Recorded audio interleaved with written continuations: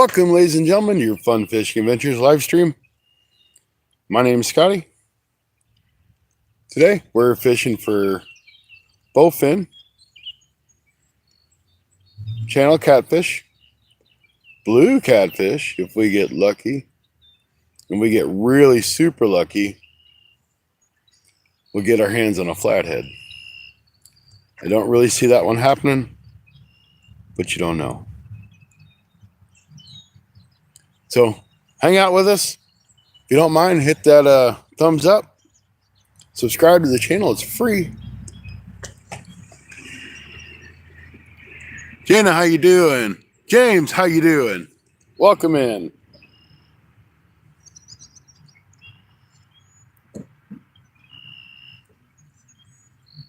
I'm getting a rig tied up here, so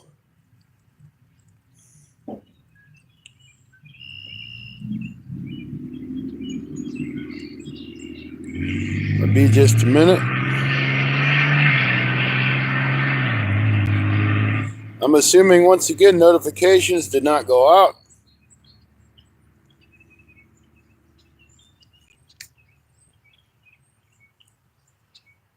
That far this line just came way in. Now it's going back out. So I'm going to assume that it's a fish or a turtle. Let's see what happens here, guys. Should we reel down on it? Or should we let it take it? Because I'm trying to tie this knot. Now it's got me all goofed up. Let's get this fish, if it's a fish. Maybe a turtle. I don't know.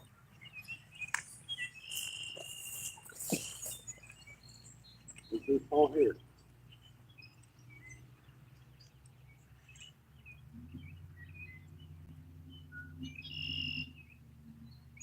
It may be on there.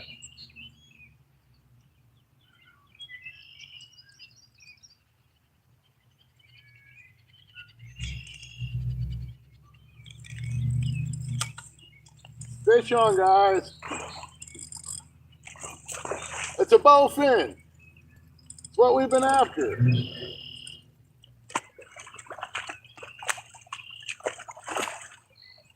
It's our first bowfin for the weekend.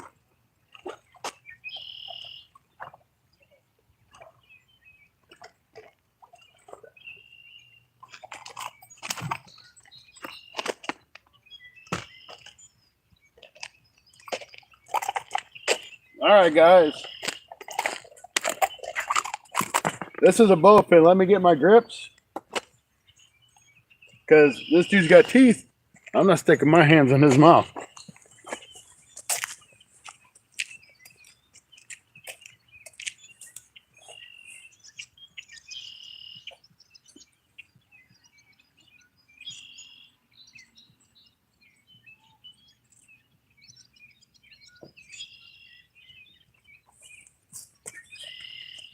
All right, two things with a bowfin you need. At least I've always needed. Pliers, grips.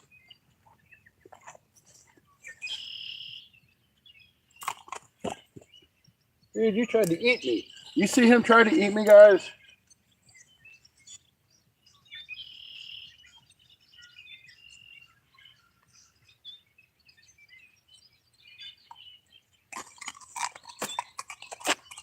Calm down, calm down. All right, guys, this is a bowfin. I don't know how you can. I might turn that camera around. You see how green his fins are on the bottom? These are a lot of fun to catch. They get a lot bigger than this. Don't know how well you can see it. But this is what I wanted to catch. This is what I really wanted when I came down here, or up here. I'm in Illinois, Grafton, Illinois, at Pere Marquette State Park. I got to fish with Rod for a while at Rod's Fishing Adventures. But this is what I wanted. They call them dogfish here.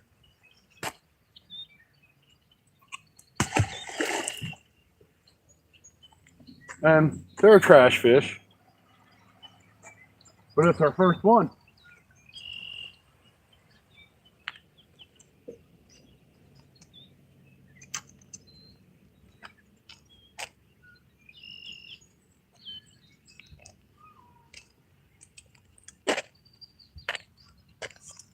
Oh, and he somehow busted up.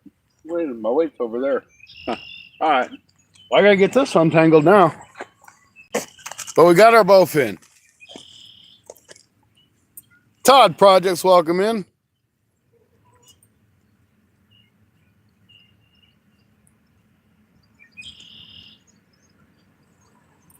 Wild Hook, welcome in. We just got our first bowfin.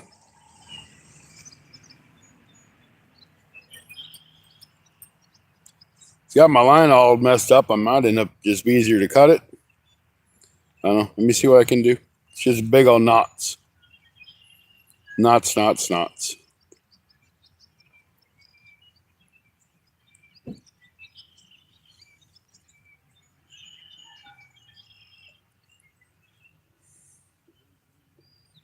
going to take these hooks off. Probably be easier to unknot it.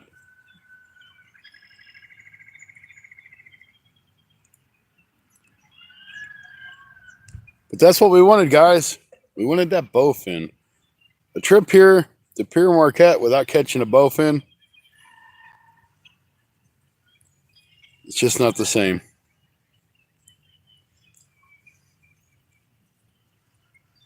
All right. Now that this mess is straightened up,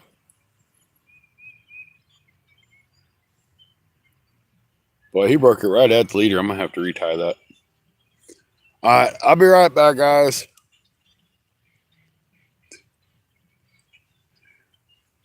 Hey, Rod, you just missed a bowfin. Can you believe that? That's right. I finally got me my bowfin. I'll be the happiest guy ever. Well, for two reasons. One, I got to hang out with Rod. He had to put up with me for like 2.5 days. It's going to put you guys up a little taller. I'm not going to sit down right now. So I'll let you guys look at the sky or whatever you're looking at, or the parking lot now. We'll spin you back around. I appreciate Rod for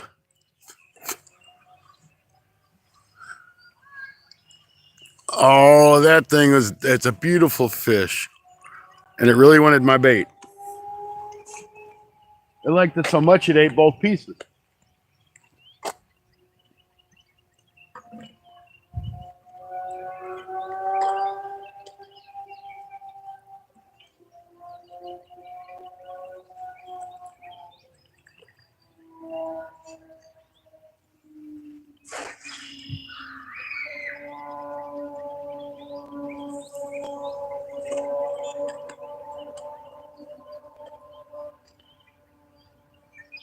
I got a thread fin shed on that one.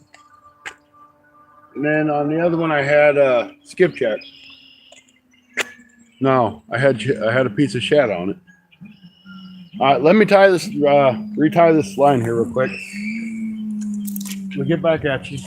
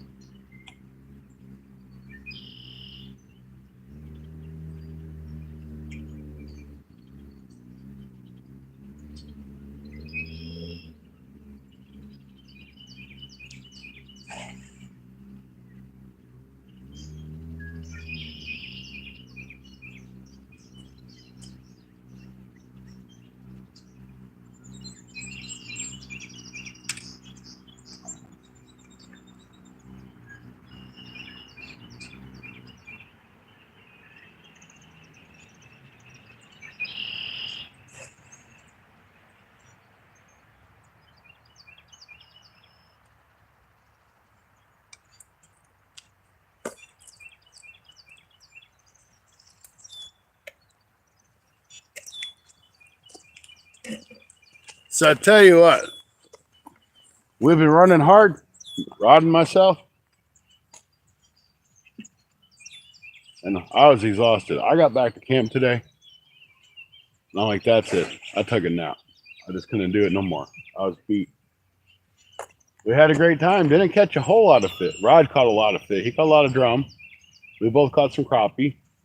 I caught a couple drum. So it was a good time.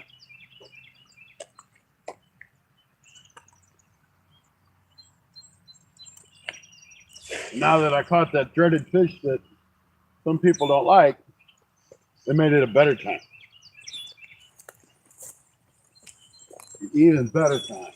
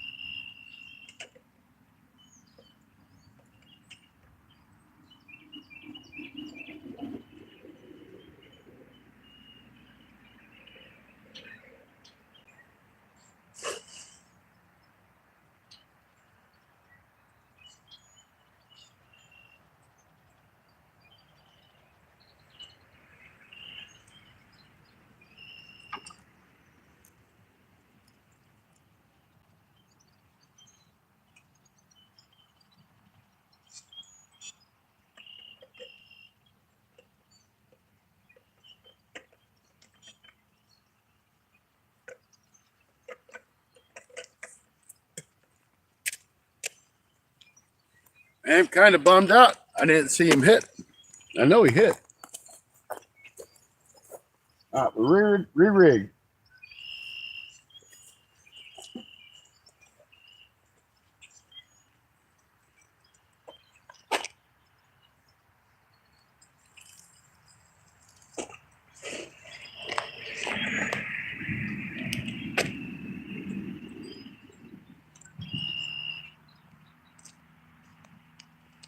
All right, I'm going to try to get this line tied up here. Because I want to use worms because Rod was really tearing them up on night crawlers earlier.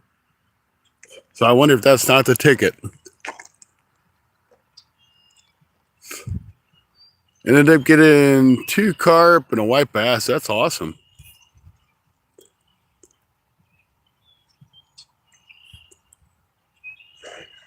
Rod just finished mowing the yard. Oh yeah, we definitely did get skunked, but we didn't get on them big ones like we kind of figured we would, or the bigger ones. I think we had like 15 keeper crappie.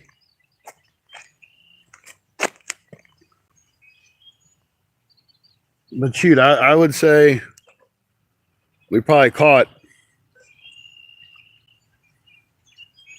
I'd say probably around 100 crappie. And it was all up in the rocks. The smaller ones, at least. I am right now in Grafton, Illinois.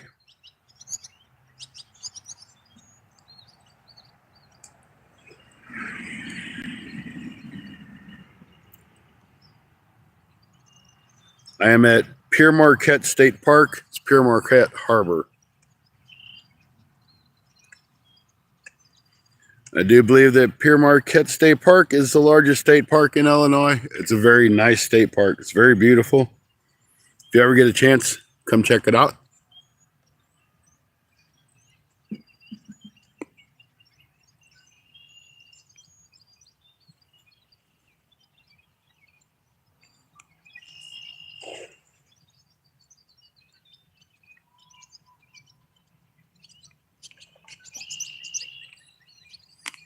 And I'm not really 100% sure that Grafton is the town that it's technically in, but it's outside of Grafton, Illinois.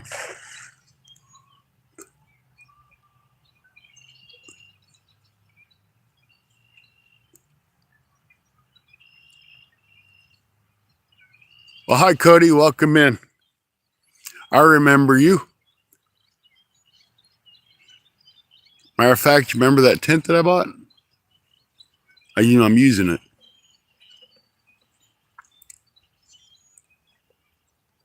My first time. And I will say it was a pain in the neck to set up. But it's good now. It's up.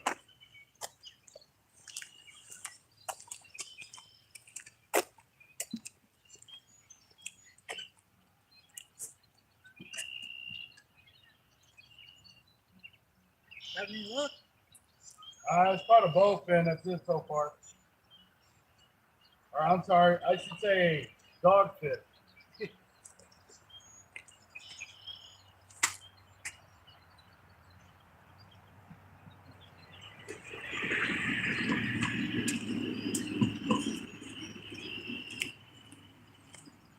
Got to make sure I use the right terminology of the locals.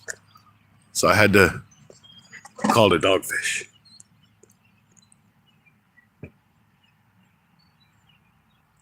So yeah, it works out great as a standalone tent. Not on an SUV. But it is kind of a pain to set up. But it's plenty roomy, and I wanted roomy. It's got room.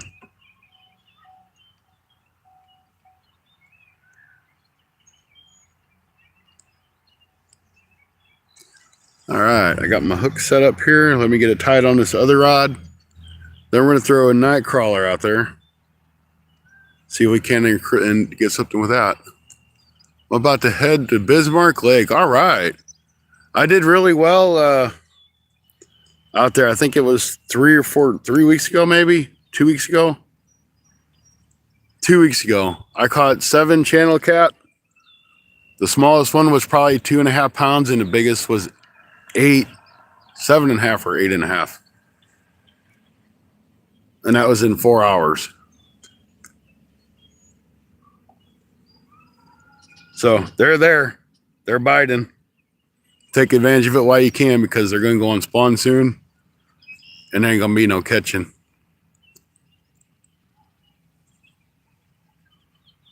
So good luck, Cody. I'm going to tie this on. I don't know how soon you're leaving, but I didn't want to leave you out and not say good luck and just disappear. So catch you a couple catfish, buddy.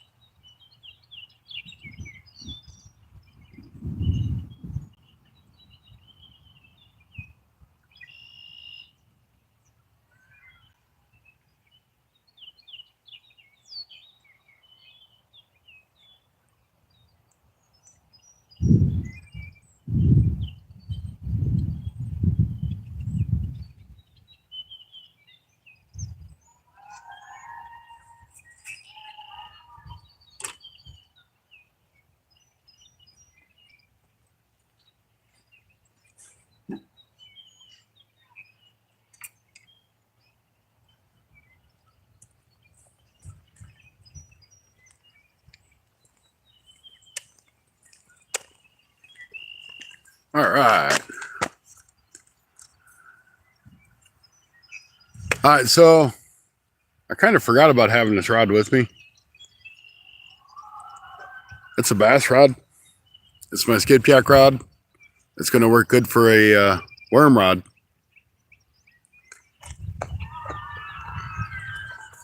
Somebody's having a good time.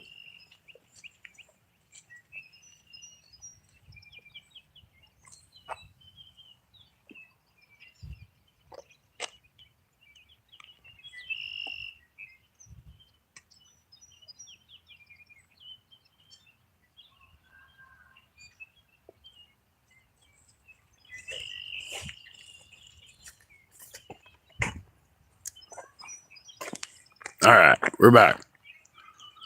So that's the excitement so far. One bowfin, but that's not bad. We've been live for 25 minutes. And I was only kind of like halfway set up. I know you guys can't see that other rod hardly, probably, at all. But it's there, I promise you.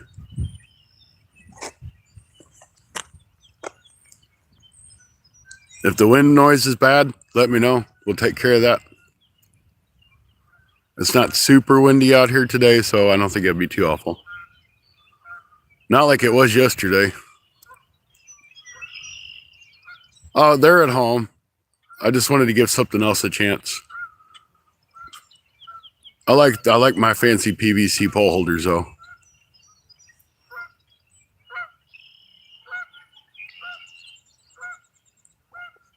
It's a lot easier than trying to get down on the ground.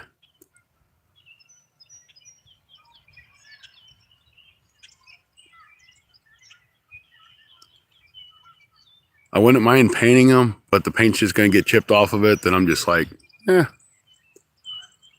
need some like he's using. Yeah, those yellow ones that I got, Shane actually had those made when he worked for another company. They made them for him. And then the orange one on the end, which you can't probably see, that's takedown rod holders.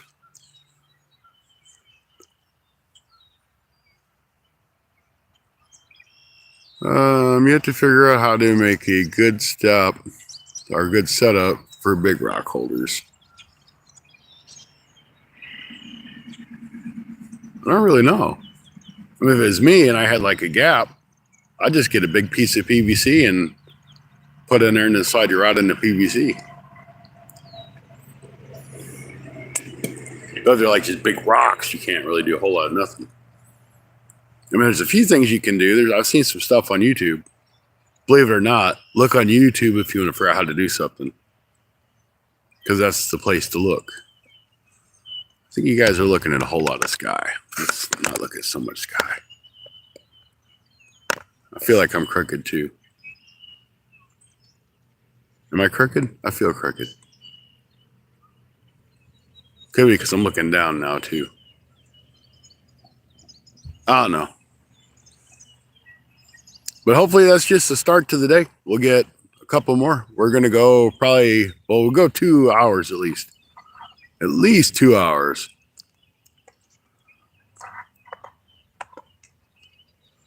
That's hard to crank down on though if you got them wedged in the rocks. That's just my opinion. That's kind of why I don't like these. It's pretty hard for me to get down to try to reel down on them.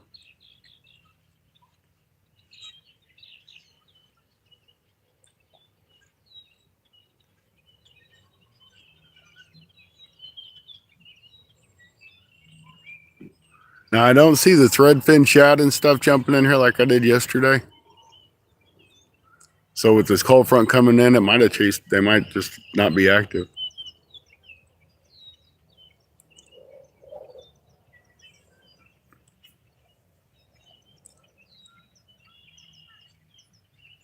See, my thought was if you got like gaps in the rocks and you had a piece of PVC, like a 3-foot piece of PVC, you could still get that in those rocks and build a reel fairly easy. Just 1.5 inch non-pressurized PVC.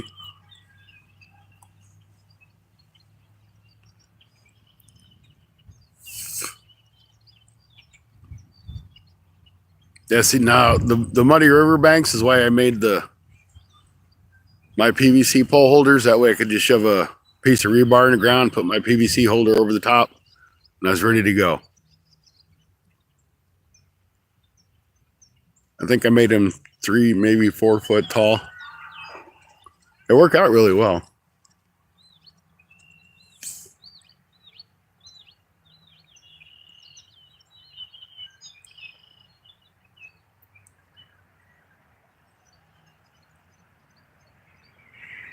Send that teething guy, clean him up. That's it. Well, hey guys, I'm gonna grab my tea out of the truck. Luckily enough, I parked right here, so the truck's like 20 feet away. I don't know why I didn't think about doing this before. It'd have been a lot smarter. Nobody said I was a smart guy.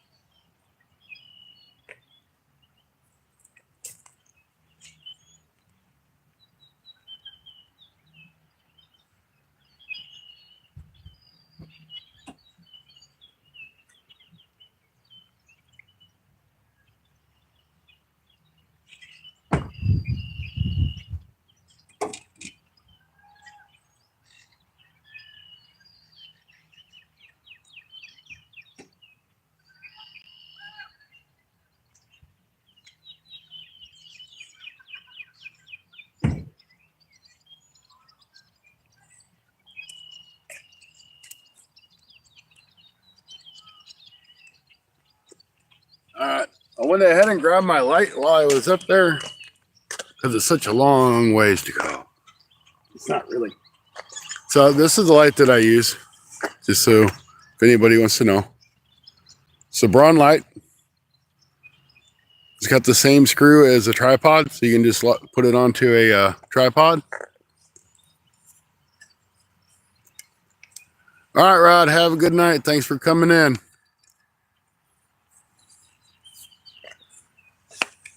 And I personally like using this more on a tripod than I do just setting it on the ground. It seems to shine better. One of the things I do not like about it, even though it has multiple settings, which is great. Some strobe, some's not. There's a high beam and a low beam, which isn't much of a difference. Low beam, of course, is going to save on your battery. But this is what I don't like about it. On the back, it has the old Android style charger. So if you have C chargers, you have to get the old Android style. They really should upgrade that. I got this from Harbor Freight. I got it on sale for like $24, $29. And you can charge from it if you need to.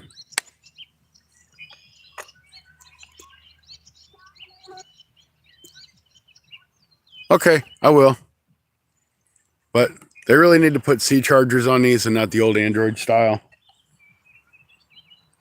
Because face it, nobody uses the old Android style chargers anymore. They're obsolete.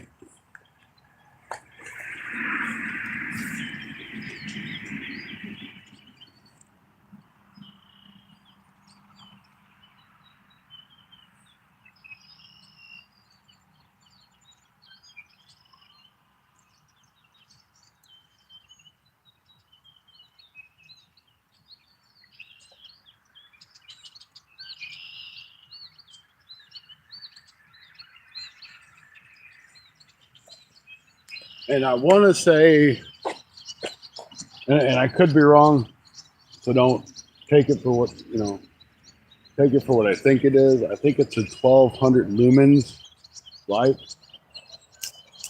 at max power.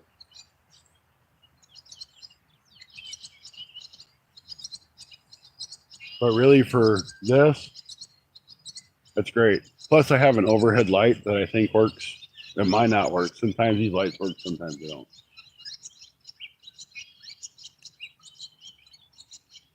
But it's a pretty bright light. It lasts on high. It lasts about 3 hours. And another reason why I like it, when I go camping, I can just set it up outside my tent if I'm going to eat or cook or whatever, and just turn it on. I don't have to worry about carrying a lantern around and fuel or anything else or a second light. So I really like it. Land of Steel, welcome in. Good to see you.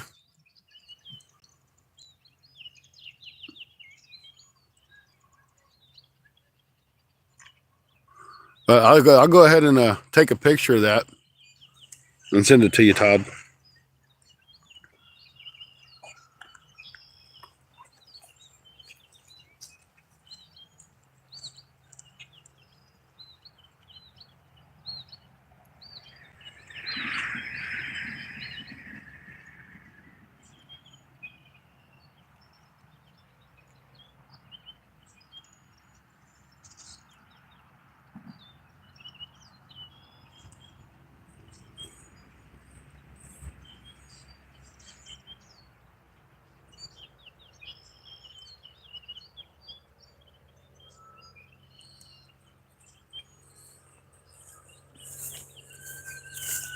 All right, I'm sending it to you. Of course, it's going to be upside down, so you have to stand on your head to read it because it's upside down on the tripod.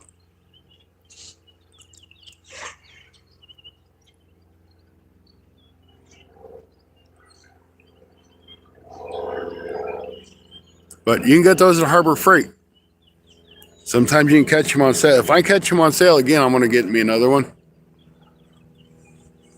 But I kind of looked at something pretty similar to it at Walmart, and they were still quite a bit more.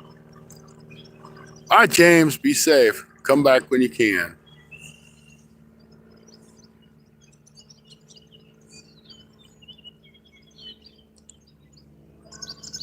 And if y'all would like to learn the improper way of sealing skipjack, make sure you check out Fishing the Mid-South live.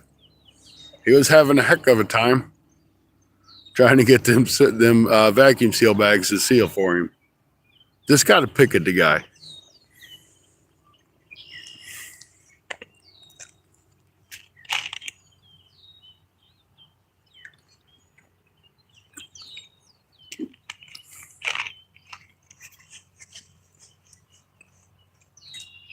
It's awesome to have 6 of y'all in here. I know none of you's got notifications, so once again, I set up the notifications well over an hour before I went live. And YouTube says notifications are set for 12 a.m. tomorrow. I'm like, that's not what I told you to do.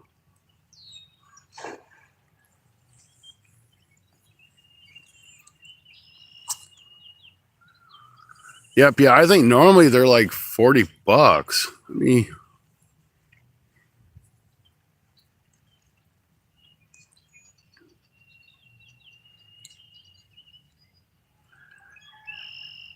Braun LED work light, Harbor Freight.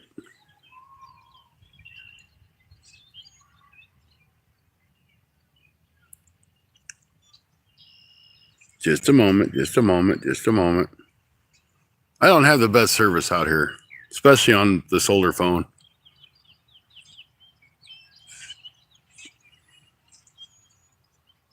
That's a pain in the neck to charge this thing because half the time I don't want to charge.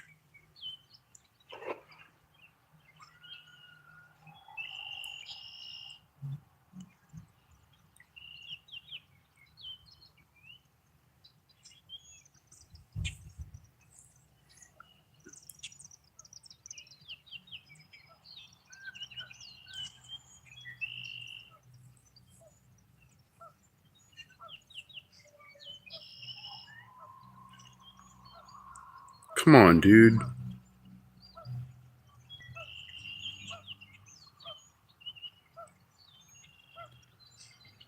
All right, so it's 1,250 lumens, and Harbor Freight's got them for $27.99 right now.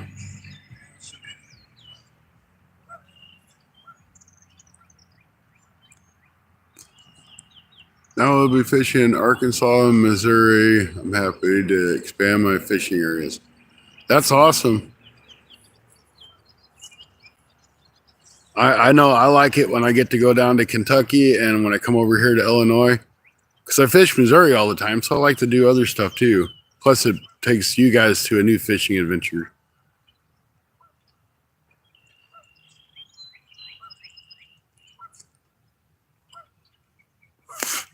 James, he's got a great smallmouth area.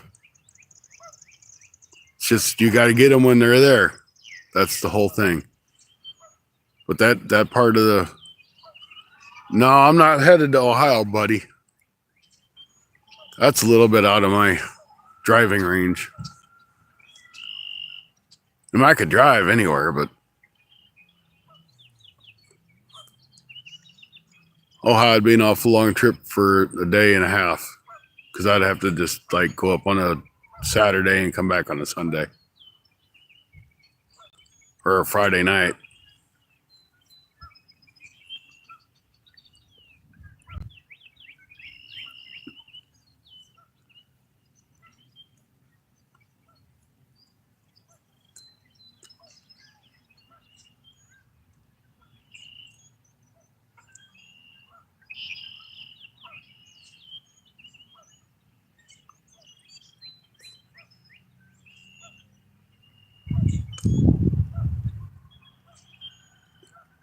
Yeah, it would be something like that. But I don't even get off work sometimes on Friday till 8 o'clock at night. So most of the time I work morning shifts on those, but sometimes, yep, 7 hours one way. It kills me to take 3 hour drive to Tony's.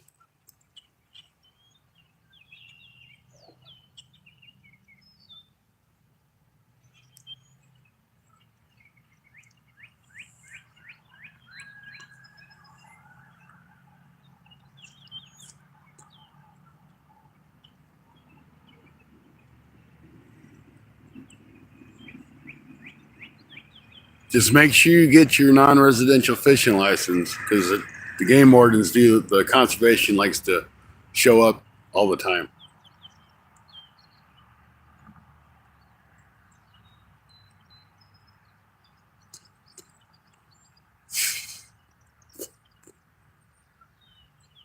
Yep. We had a good time too.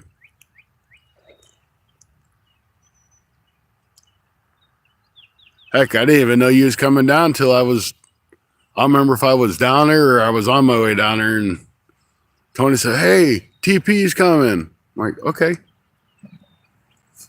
But at the time, I didn't know that you had drove all the way from Ohio.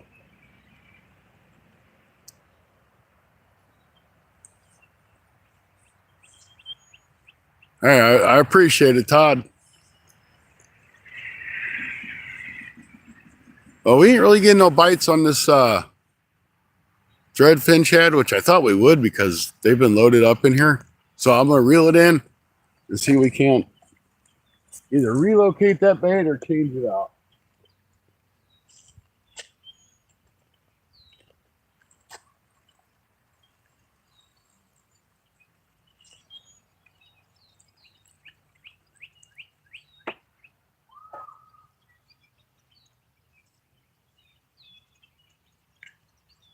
I think we'll change it out to something else.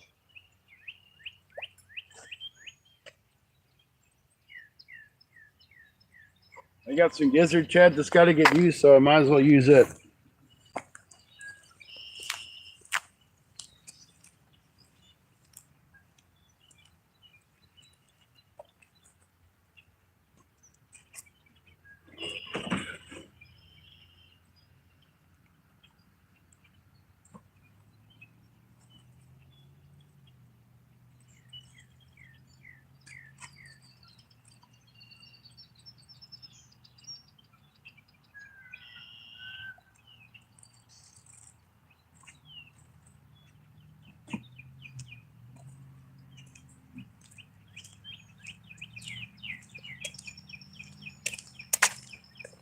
We're gonna throw a piece of gizzard shad on here.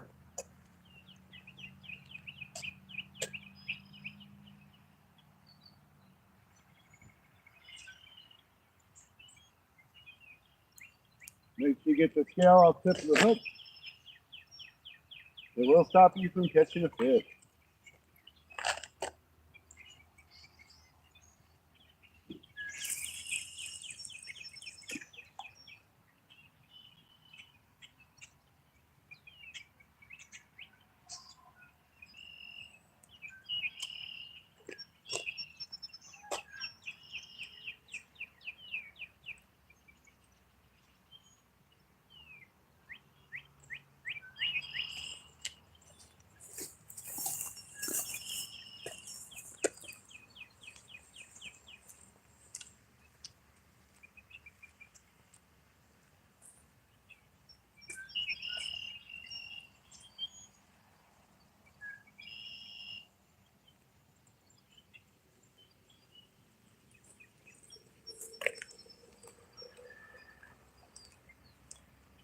We don't get any bites here in a few minutes. We'll reel that second and third rod in and check them, make sure they're good.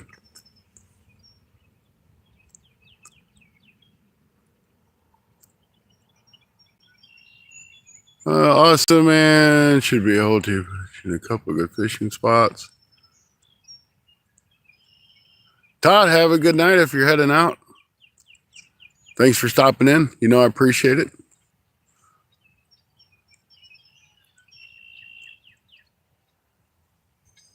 You know, guys, and there's tons of great lives going on. Don't feel bad if you go check out another live. We like to support everybody.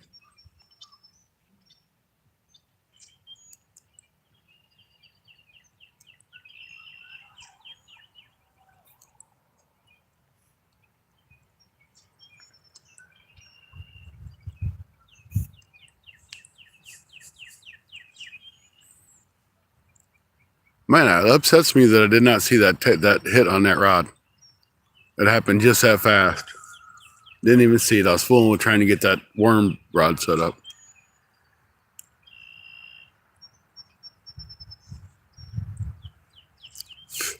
And we're down to 2 peoples. That's okay. We're cool people.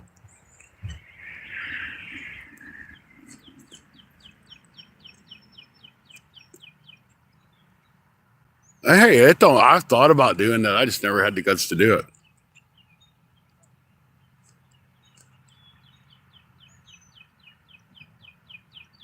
So, Land of Steel, are you like just coming down to fish, or are you going to move down this way?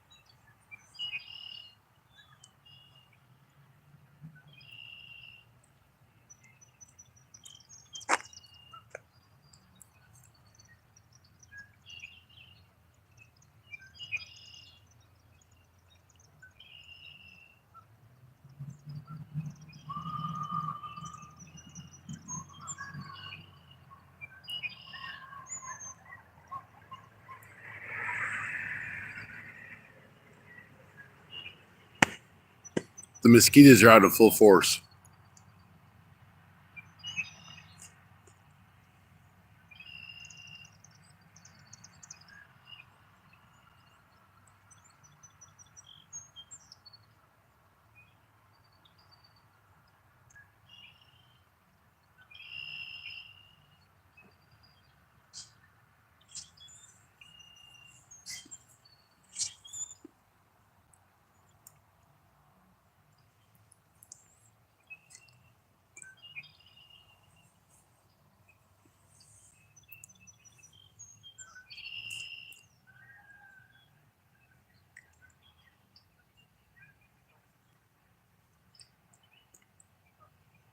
I'm on the border now, so you go back and forth. Where are you on the border at?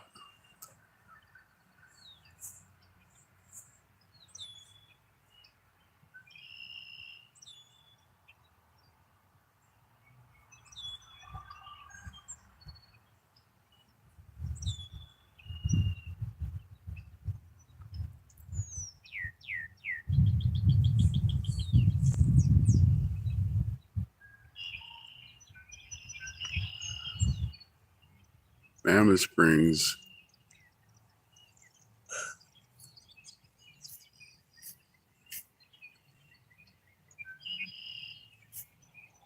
Oops.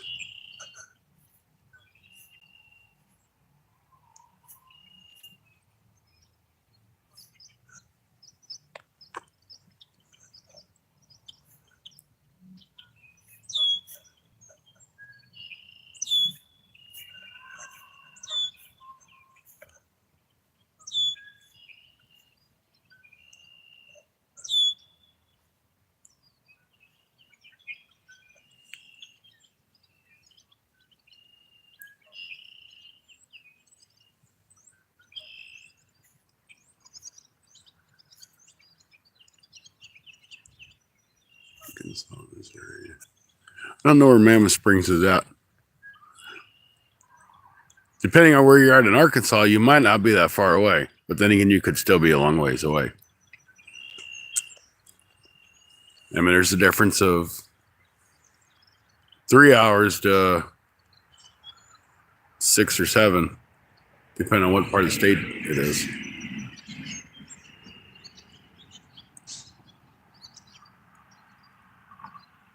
Really just can't believe I ain't got a bite on that worm.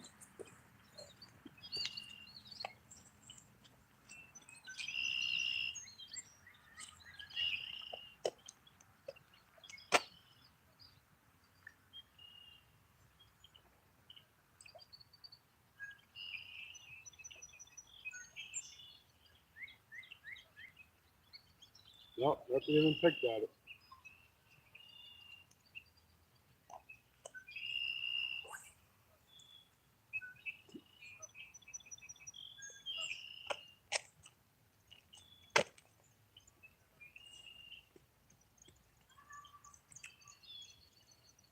Not even a bluegill. There it is. Boy, that was hard to say for some reason. Not even a bluegill bite.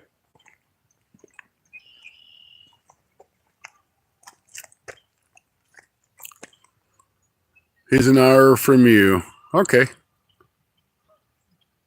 So I guess he's straight down 67.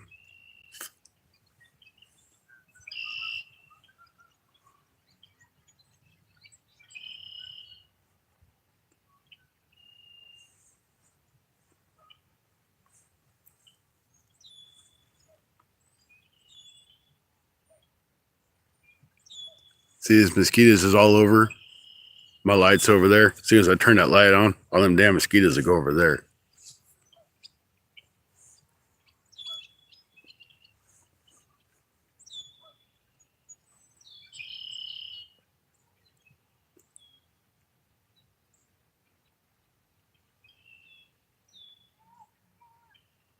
Yeah, if he's straight down 67, that ain't bad.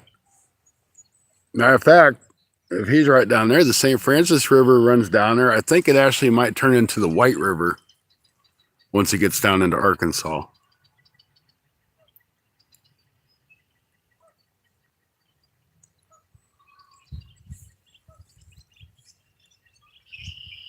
Yeah, I think that's the Black River does that.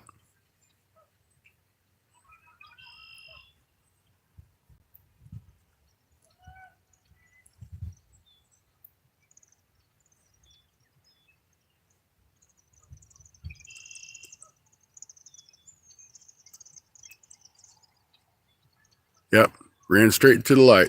That's what they do.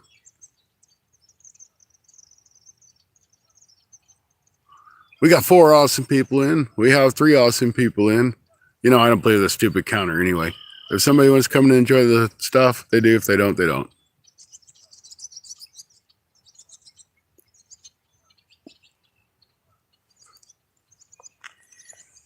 I'm trying to do a live stream on a Saturday night.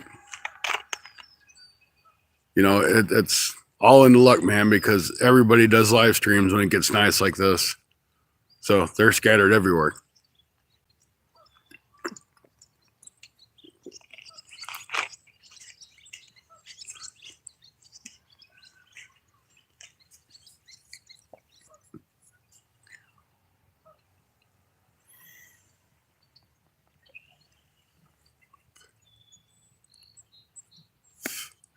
Hey, there's tons and tons and tons of great fishing opportunity.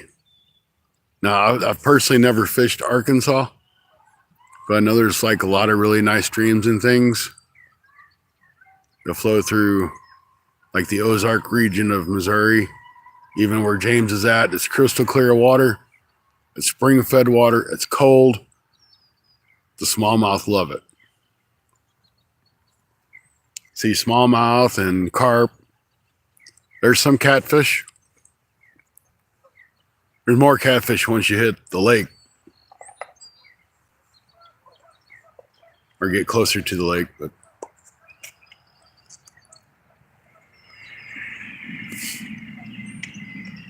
I'm going to be 10 minutes from the Mississippi. Well, I'll tell you what. I fished in Mississippi a lot. In my experience, if it's flooded, it's better. If it's low, it's tough. But you're in a little different area than what I am, so.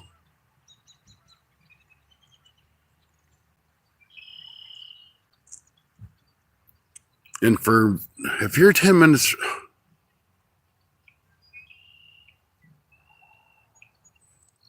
so you'd have to almost go straight down 55. Who cares about your stupid download?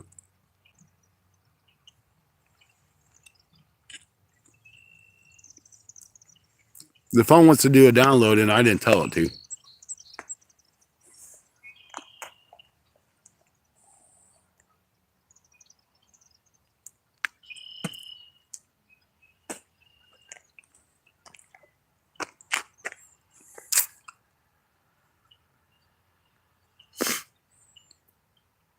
Well, I'm 45 minutes from the Mississippi, but I'm way north.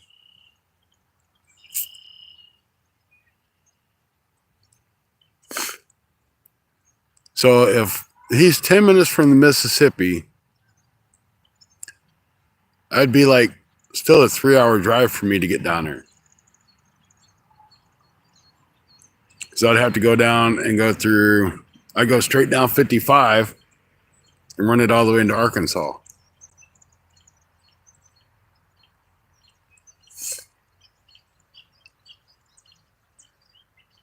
No, you was 10 minutes. Okay.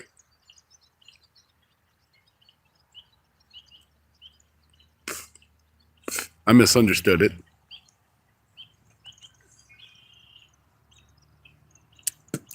I'm about tired of standing though. I think I'm gonna grab my chair. We're gonna lower this camera down and we're gonna chill out and wait for another bowfin. We got one.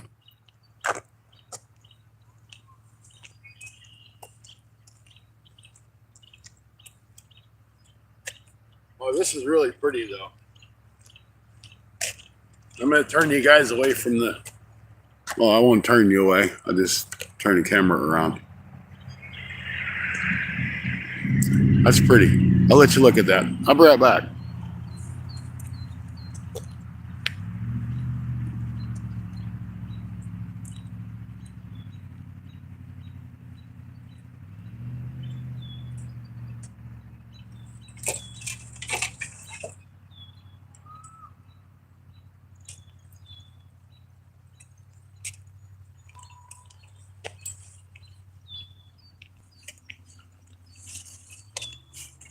Now, if anybody needs a camper, you'll see this camper sitting over here in this parking lot. Where are you? Right there? I don't know whose it is, but it is sitting there by itself. So I'm going to go over there and stick a note on it that says free, please take. So if somebody needs a camper, I have a camper for nothing. What do you guys think about that?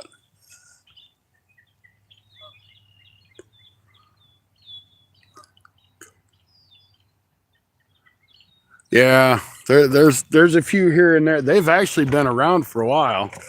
It's just they're getting to the point that they're really starting to move. If they get past Swapapello Dam, they're going to be all in the St. Francis River.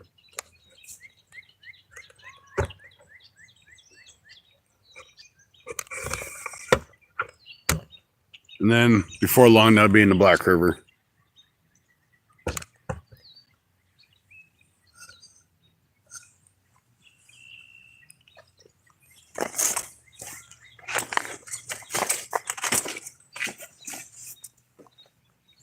which is not good.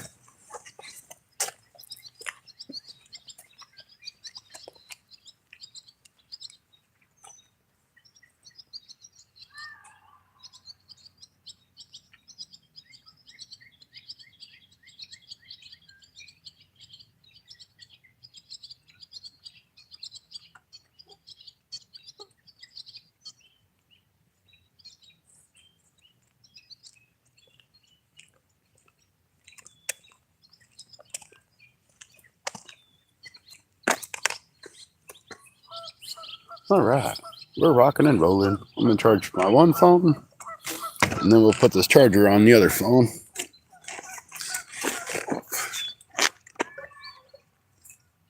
Nobody, really good to see you. I ain't really seen you in a while.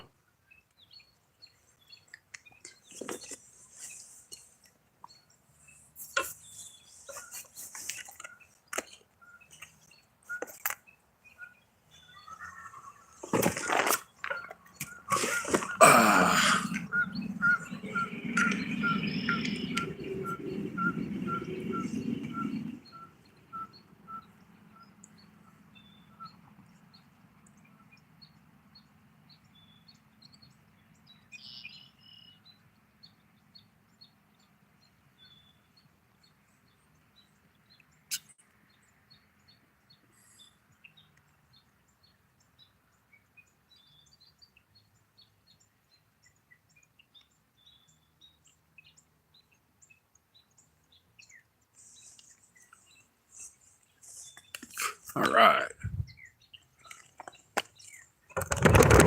Bounce you around there for a second. Sorry, guys.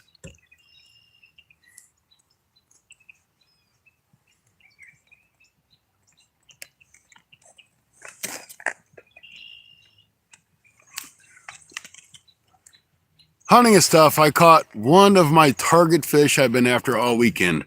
I caught one bowfin, aka a mudfish. It's the only one I've had. It's the only bite I've had. But I did catch one. I've waited all weekend since I got here. Let's say I got here Wednesday night. I fished Thursday night. And of course, yesterday I tried to fish, but it was so stinking windy, you couldn't do anything. And I went back to the camp, and I ain't kidding. I ain't lying to you whatsoever. I was so sunburnt from being out on the boat. My body was just radiating heat. That wind was blowing at 15 to 20 miles an hour. Cold front came in. So then I was freezing. It took me hours to get warm again.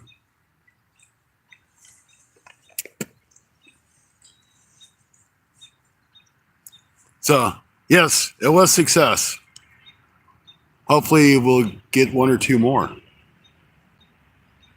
So I moved to another part of the harbor. Right over there is where I was the other day.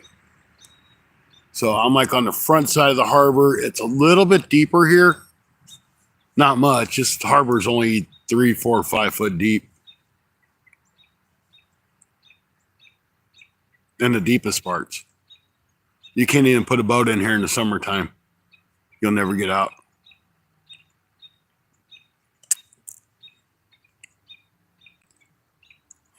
But my truck is like right here. I didn't have to take a 5-minute walk to get there. 5-minute walk back and back and back. You know how it is, because I always forget everything in my truck. It's just kind of what I do, I guess. I'm like, oh, I got it all. Don't worry about it. I got everything. Oh, I forgot this. I forgot that.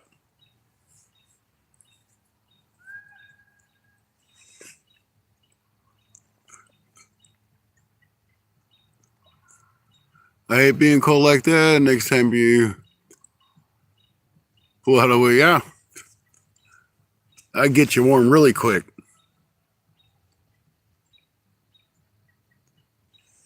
Even though there might be a little dust on that bottle.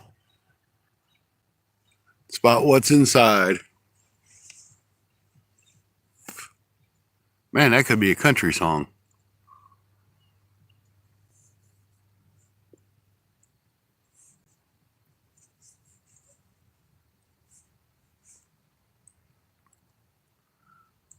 So for all you new people that are here, which is not much,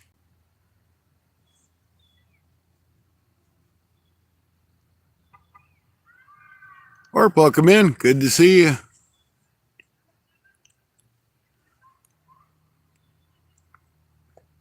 You're our newest member. Thank you for being a member. Now, I don't know if you sent me an email or not, but if you did not, send me an email and I'll send you out some stickers. funfishingadventures1@gmail.com.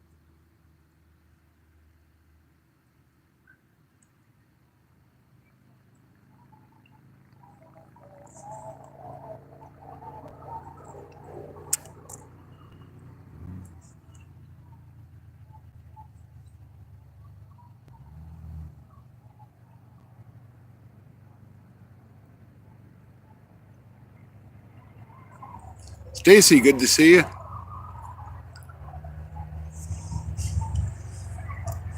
Little more traffic and noise tonight. You just keep on going with your bad little self and don't give me copyright, motorcycle guy. Your music ain't worth me getting a copyright. They say if you talk over the music loud enough, that it won't copyright you. Don't know if that's true or not. Really hate to delete my live because some stupid idiot on a motorcycle has got to have his radio turned all the way up. I'm going to mute the mic for a second. He's coming through the park.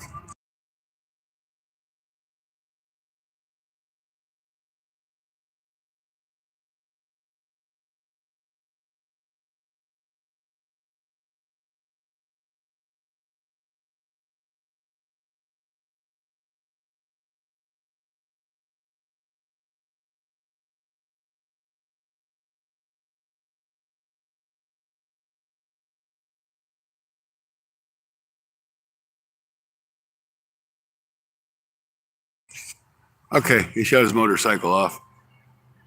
And he turns his radio back on. No, I get riding a motorcycle. I do. I really do. And I understand it's hard to hear radio over microphone or over the motorcycle. Get you a headset or something. Stick your earbuds in.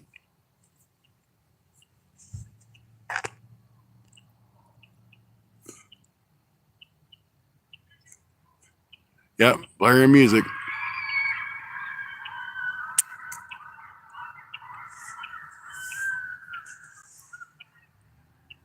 It's great to see you in, Stacy. I hope you're not at work tonight.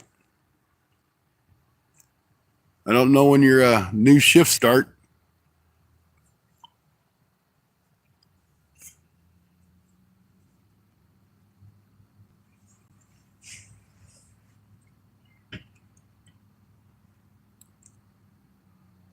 We're hoping to catch our second bowfin here this evening. I'm going to keep moving these baits around. I might bring that rod that has the worm on it closer and throw it over here.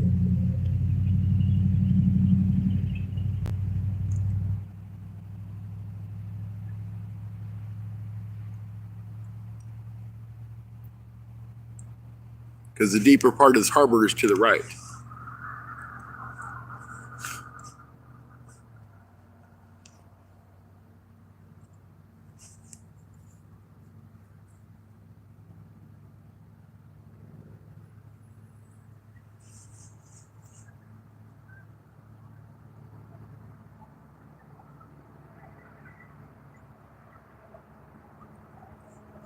But I'm really thankful I have this light above me and it actually works.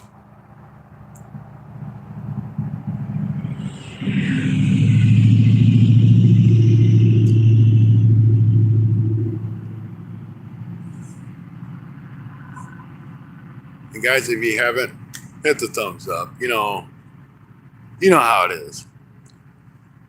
They say it helps. I don't know if it helps. They say it does. Of course, they say going live every day or posting a video every couple of days helps. I don't have time to do that.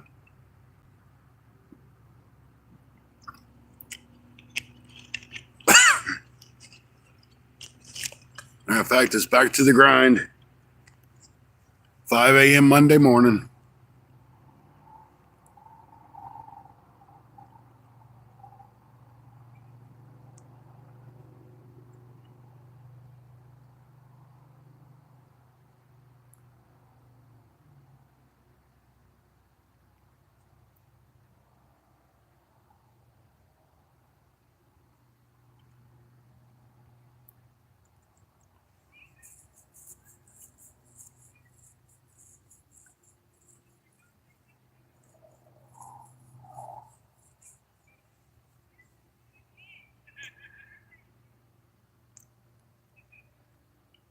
Uh-oh, I'm getting a hit on that right rod.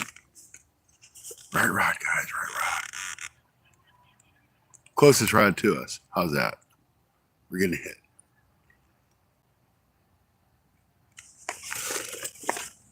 Wasn't a huge hit.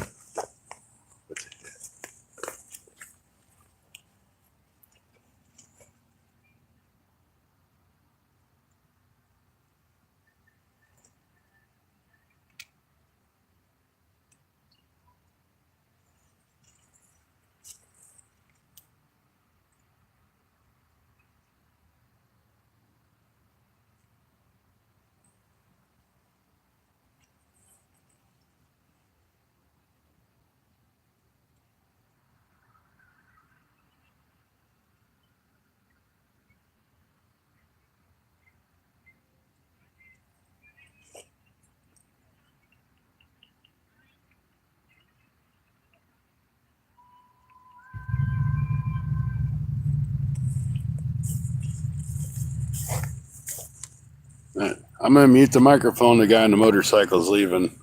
So you know his radio is going to go up as much as it can.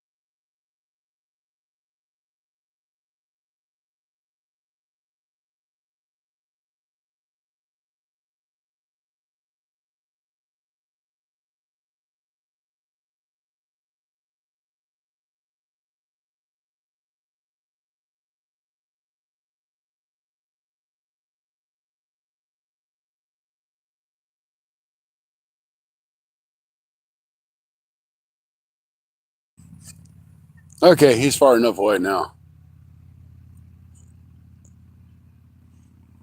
Come on, fish. You need to come back and bite that again.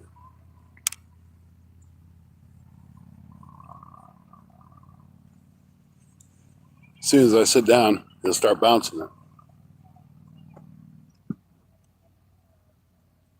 Why? Because they know when you're on the phone. They know when you sit down. They know when you're having a sandwich. That's just what they do.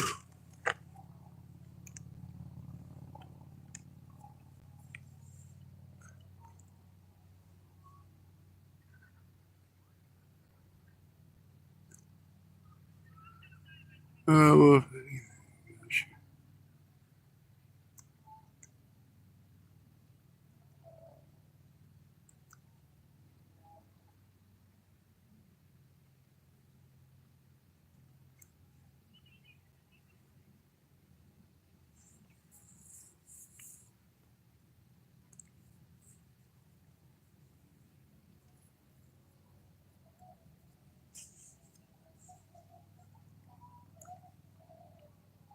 I'm gonna have to turn that light a little bit. It's awful bright in my eyes.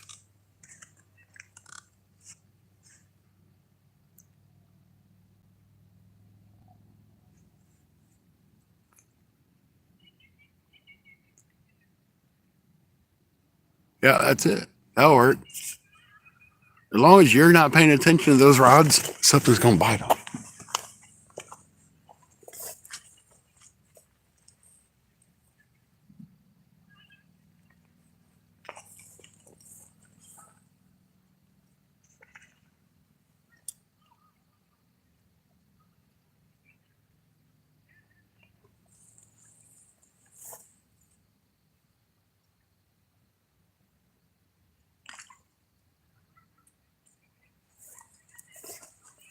All right. Can you guys still see the rods okay?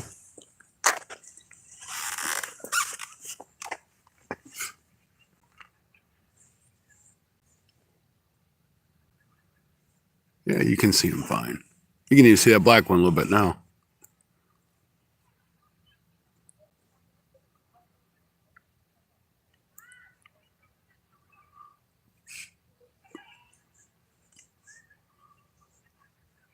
That could have been a turtle. There's all kinds of turtles in here. There's snapping turtles and painted turtles and soft shell turtles and shit. Hey, that light fell over. Hit the concrete, then it break. That's good.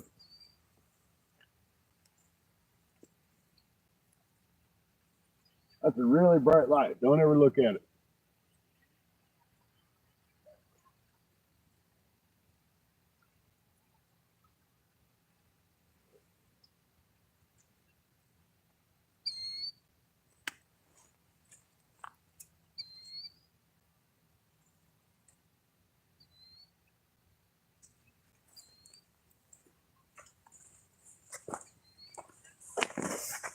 All right, back in action. Hey, and you guys can at least see the fishing pole, the fishing line. Yep, solid light. I agree. Because that hit concrete.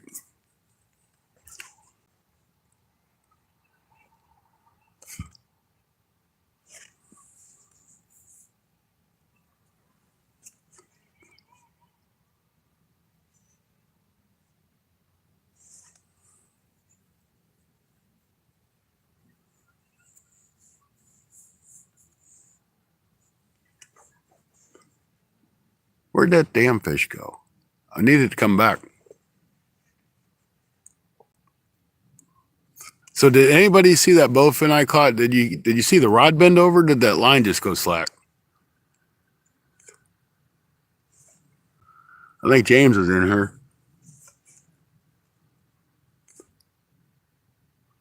He had him hooked pretty good. He actually had two hooks in his face. He only had one in his mouth, but they're both right there.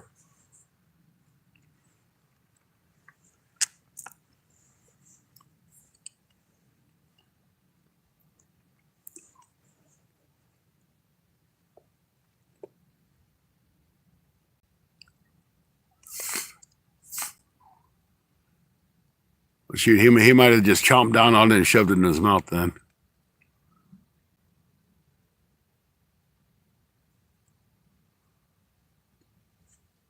So I just know I looked over and seen the line was really slack.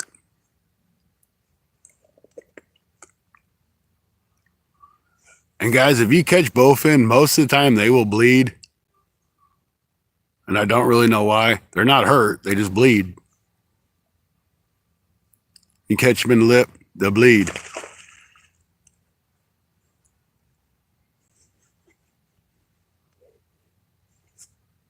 And that was a small one. I mean, most of the ones we usually catch are probably double the size of that one.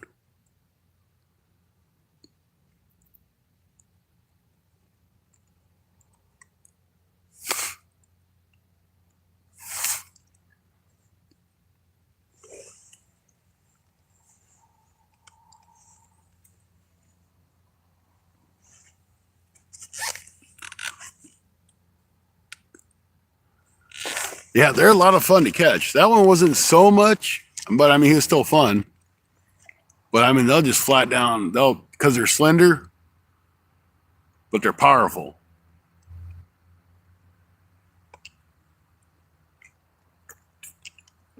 You think you have a big old channel cat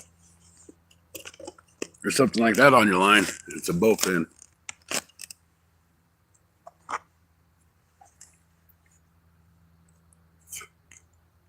Kind of like a gar on steroids, and it don't got the beak. That was only like within the first 15 minutes of live, I think, if you want to go back and look later.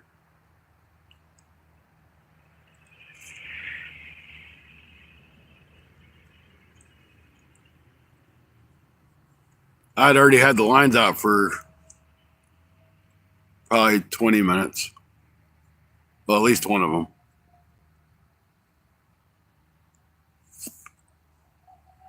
And they're a predator fish. They're just like catfish. They'll eat just about anything. They prefer live style baits, like cut baits.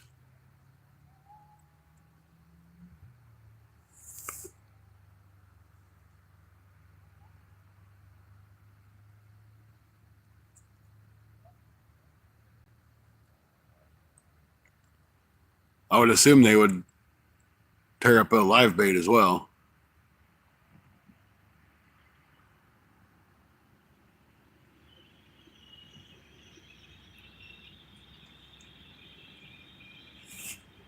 And thankfully, that wind is not blowing hard at all. There's a little bit of a breeze, but it ain't bad. I did bring my coat with me just because I am kind of burnt. It ain't going to take much to catch a chill.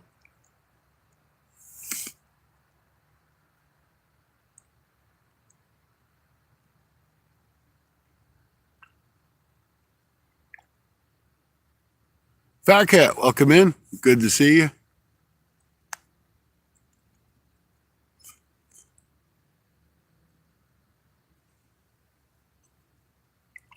We got one bowfin so far this evening. I was like within the first 15 minutes of live. And we've had a bite. That's been all the action for now.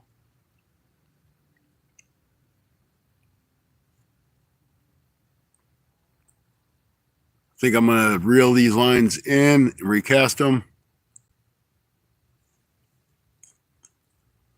See if that does any good. And I'll start with the one that I had bites on because I had bites. Could have took that bait off. I kind of doubt it.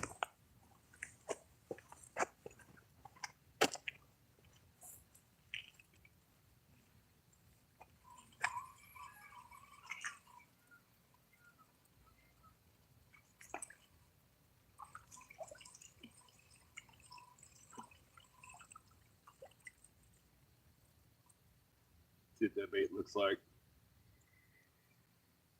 It might have just been a small fish.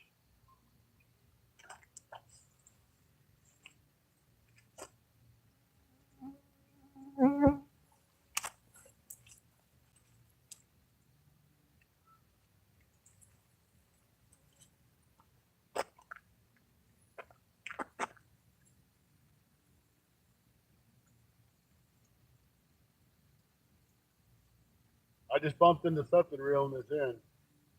Probably one of them stupid Asian carp.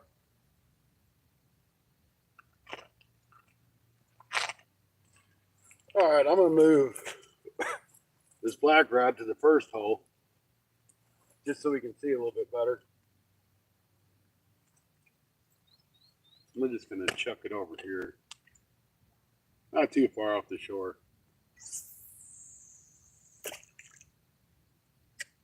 See if we can't catch something there.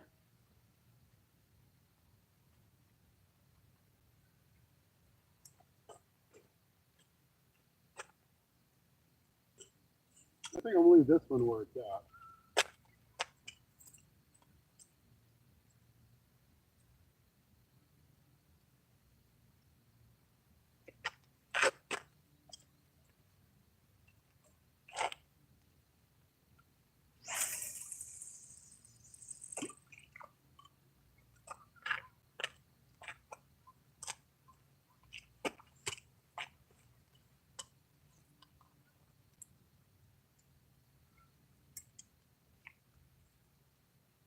Yeah, we'll move it.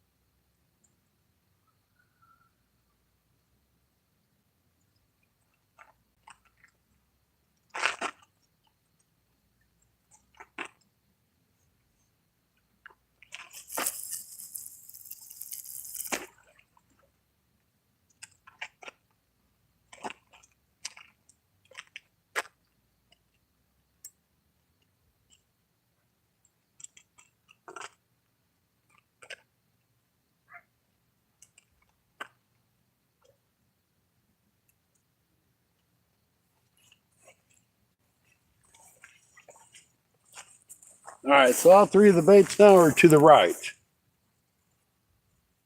in a little deeper area. And we're talking deeper is like 3.5 to 4.5 feet.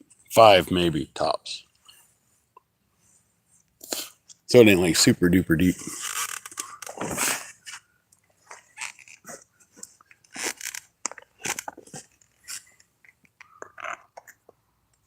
But bowfin like shallow, stiller water from what I come up with. That don't mean to try it, but that's what I think.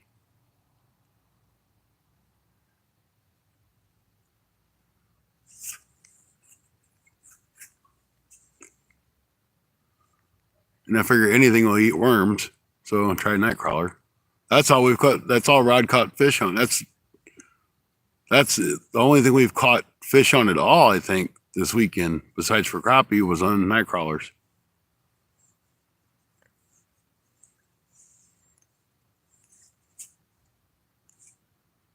Well, except for that bowfin.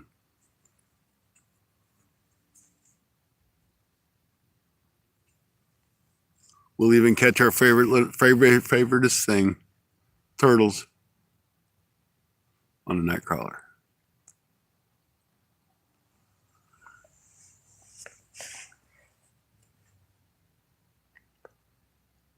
Think I'm gonna go get that jacket. That breeze makes it just a little chilly.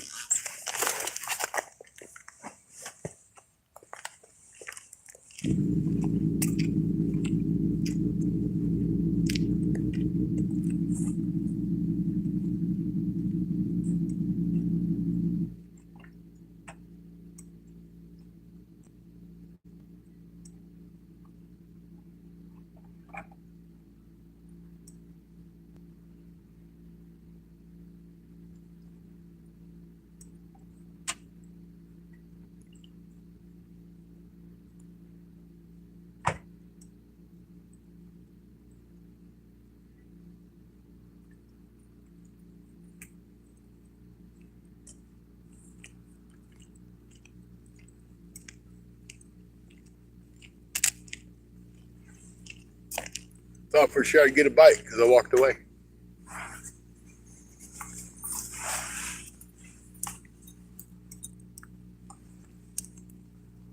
That's usually the way it works.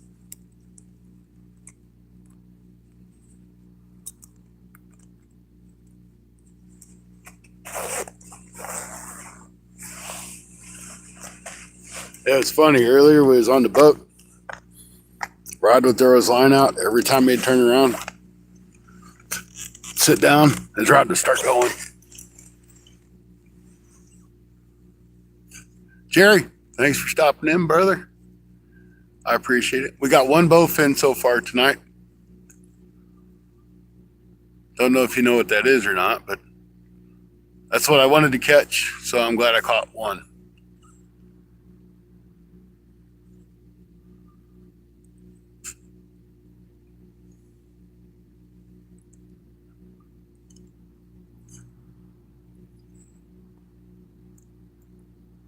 Got a nice hit.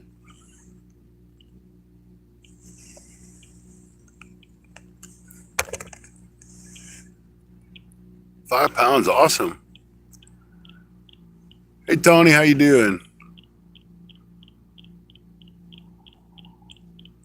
Good to see you.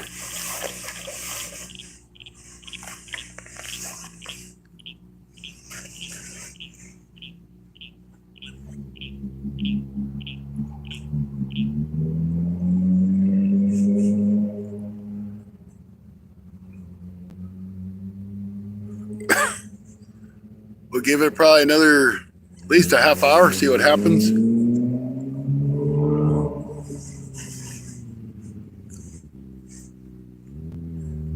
We go back to the campsite. We don't do any good.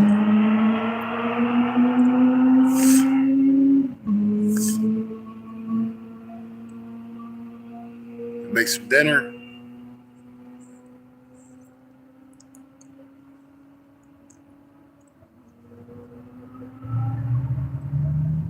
not like we're knocking the viewerships out here today. That's all right. You guys are hanging out. That's what matters.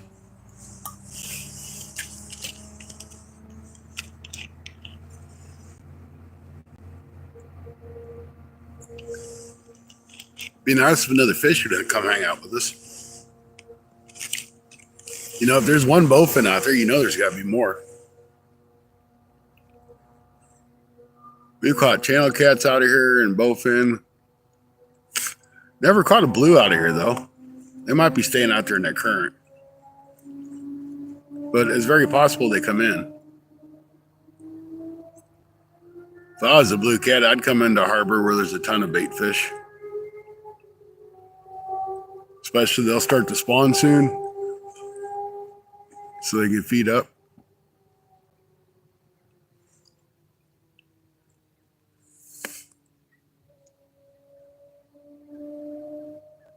Can't really tell, but I think I'm getting a bite on that worm.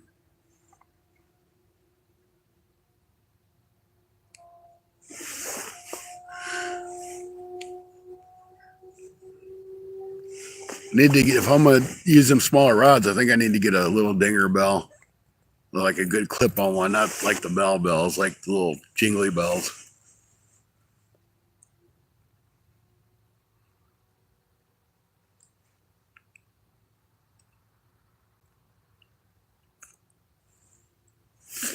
Well, I better change the stupid chat to all chat before it freezes up on me. Of course, it'll still probably freeze up.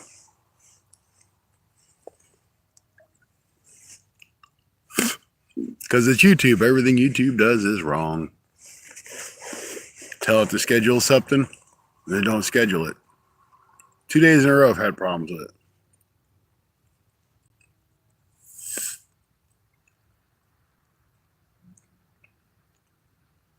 I wouldn't mind doing StreamYard. I like the StreamYard view better.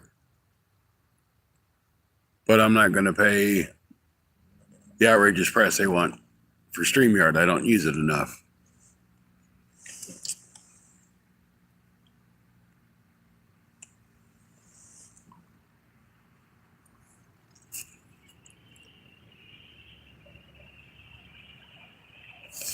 Like I sent a notification out over an hour before my live, and I guarantee nobody got notification. And if they did, it was for 1 o'clock in the morning or 12 o'clock or whatever time it said. I'm like, that's not what I told you to do. I haven't hit done.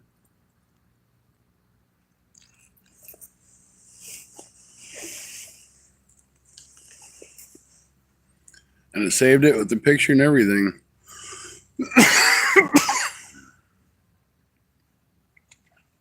Oh, my daughter messaged me.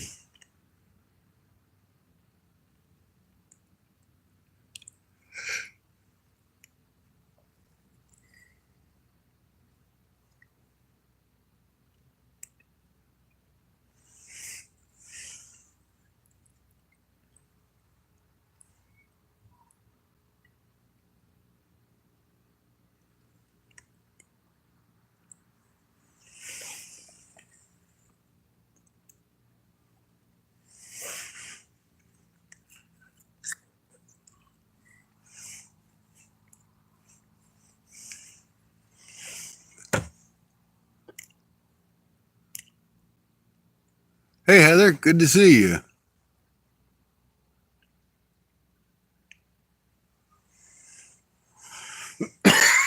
Excuse me.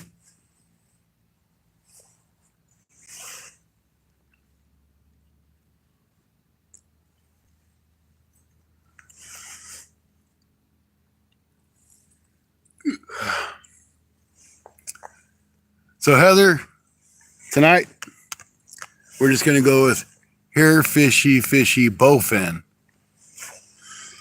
I don't know why I got a tickle in my throat.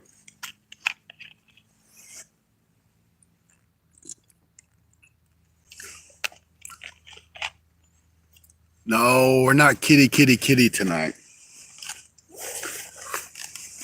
I mean, I'll take a kitty, of course.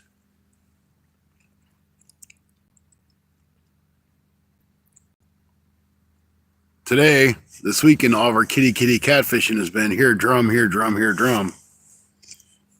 I've never seen so many drum caught at one time. It's just like we just kept hitting schools of them.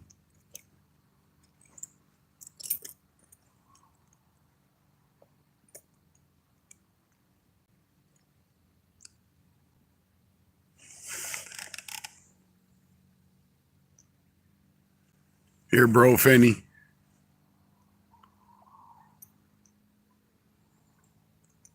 Bo Finney.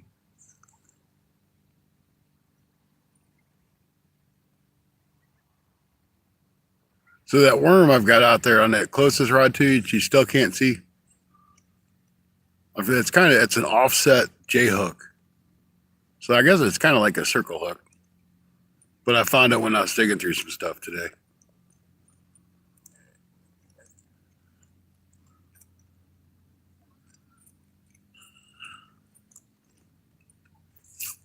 So I forgot to try it.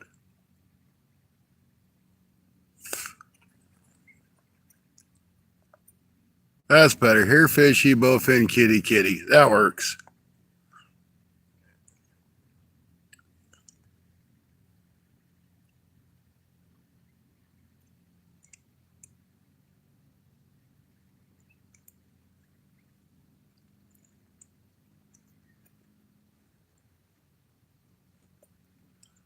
And tomorrow night, we will have our Sunday night live show.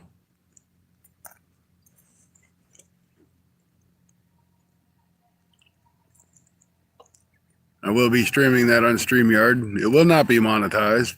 Not like it really makes a big difference for what we make on a monetization. I'm not sure where I'm fishing yet. I'm not sure what time we're going to start because I have to figure out what time I'm leaving from here. I think I have to be out by like 1 or 12 or 11. I don't know. I'm primitive camping, so it's not like anybody's going to like say, hey, I want that spot right there.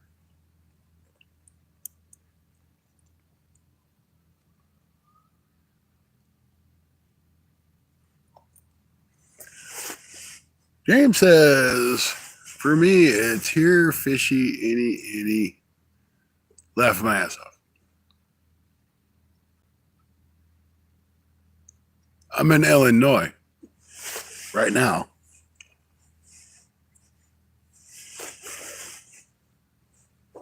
I live in Missouri. Stacy's in Indiana.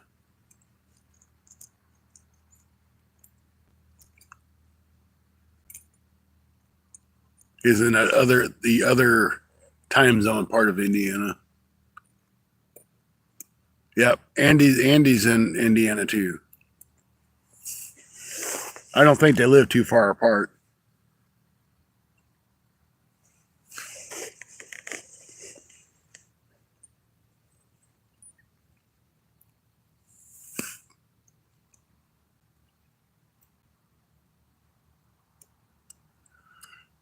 Thank you guys for hanging out. Man, I got a nap and I'm still kind of tired. Tell you what, it wears you out being out on the river on the boat all day or out on the lake.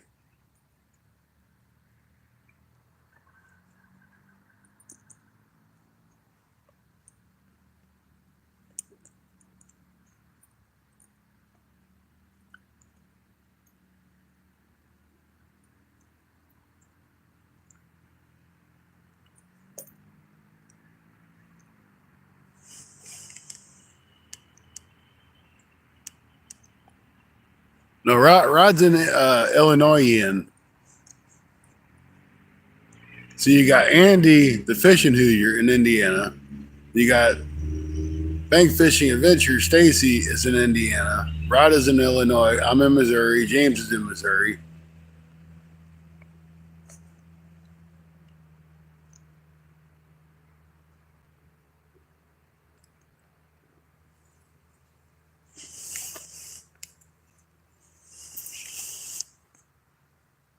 Same as being in a tractor. Something about, yep, that's it. And I'll tell you, yesterday we couldn't find a spot to get out of the sun. The sun was just brutal. Today it's like we were cold. Of course, it did only get to like 60 degrees today, 66, 65. It was still pretty chilly out on the water.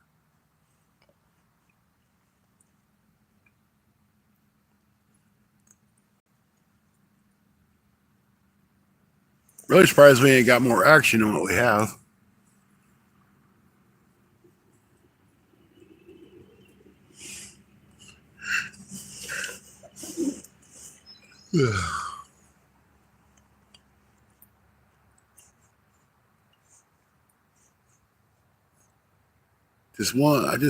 I want you guys to see one of them bowfin really in action that just takes that rod and bends it over.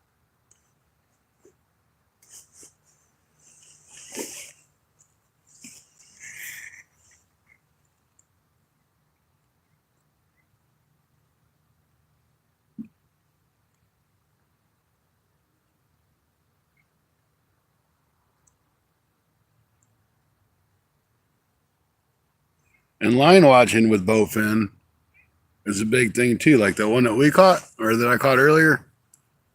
I don't think he pulled the rod. I think he just chomped down on the bait and drug the bait in.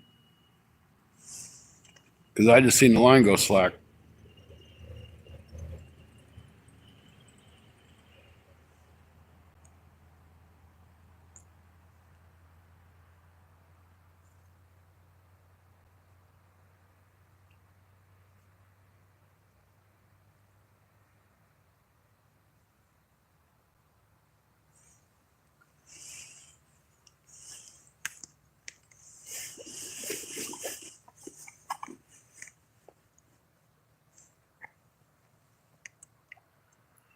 Oh, we're up to 23 thumbs up. That's cool. Now we'll try for 50. Better be a bunch of people coming in here really quick.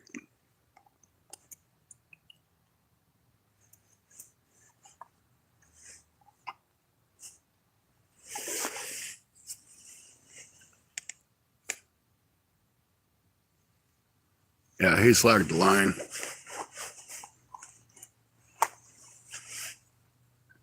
I mean, he slacked it quick too. I don't even think he realized he was hooked.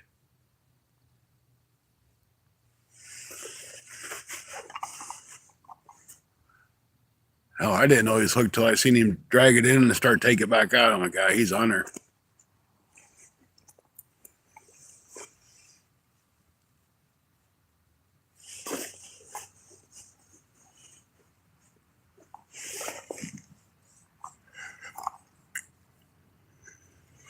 Oh.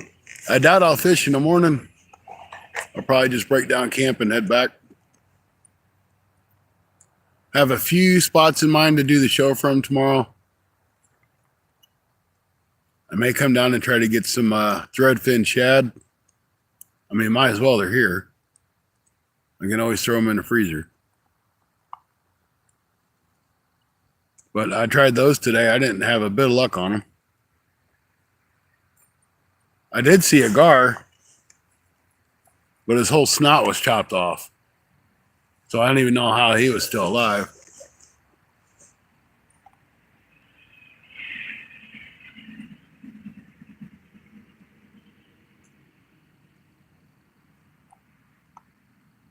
I mean, his snout was chopped off clear down to where his mouth would be.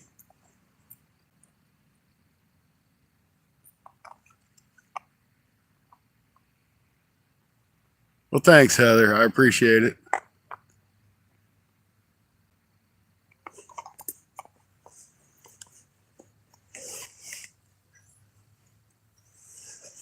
I really don't know that it does any good, to be honest with you. I just know what everybody says.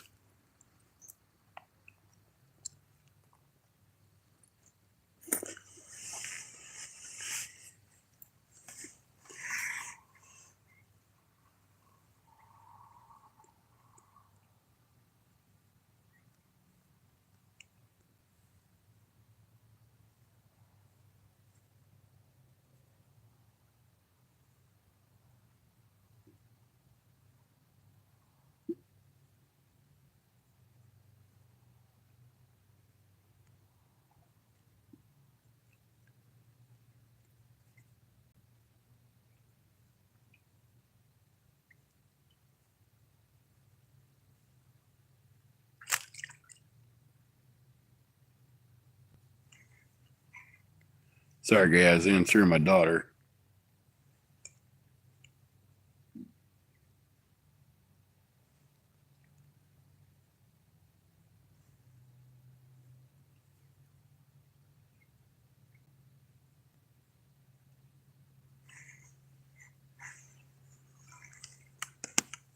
I got my earbuds in so I can hear what's going on without you guys having to hear ding, ding, ding, ding, ding, because that drives me insane, especially when I'm listening to it live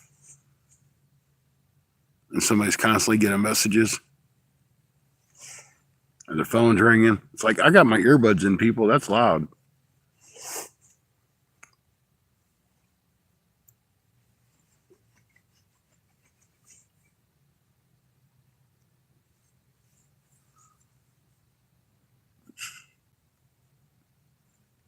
Especially when I'm at work. I hear ding. I'm like, that was my ears.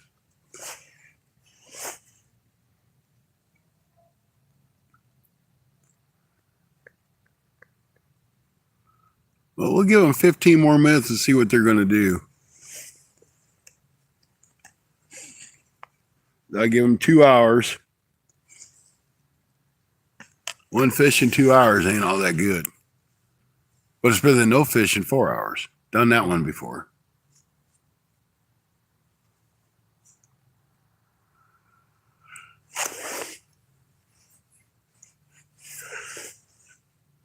I still have 2 packages of skipjack that I brought. I brought 6, I think. So I went through a lot of bait, but didn't catch any really fish on it. But keeping that bait fresh is a big key.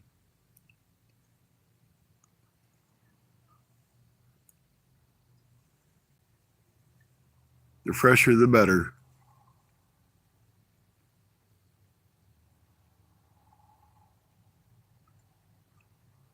Tell you, Rod did catch some carp today, some common carp on night crawlers. And he caught a drum, lots of drum, and a buffalo. So he had lots of action. That man knows how to fish this river. He's fished it all his life.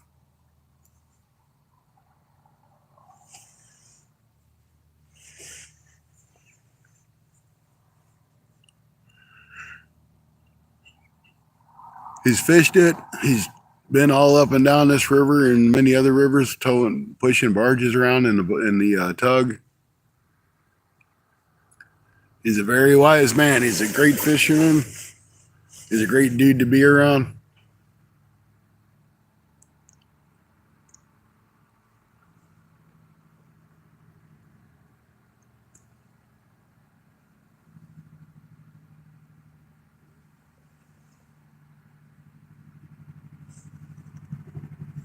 You know, honestly, you'd think with this light being here, these fish should be up underneath these lights trying to get the other fish.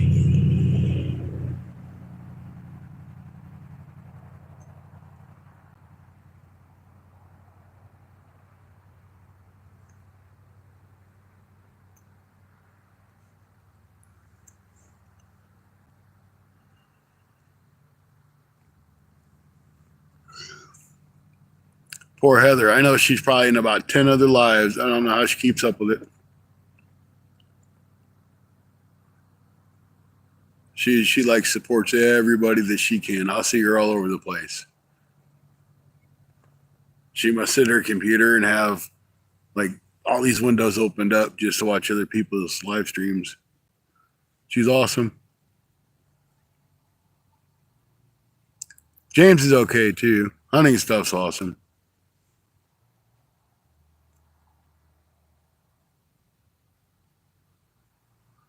So James, I'm assuming that Land of Steel is going to come up and you guys are going to fish.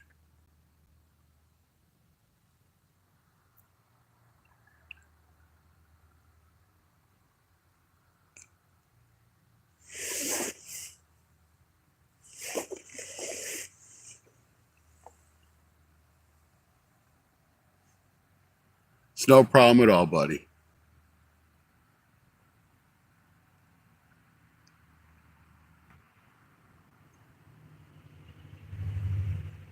He's going to come up this way. That's cool. Well, let me know. And if I can get away, I'll see if I can join you guys if you want me to. If you don't want me to, I won't.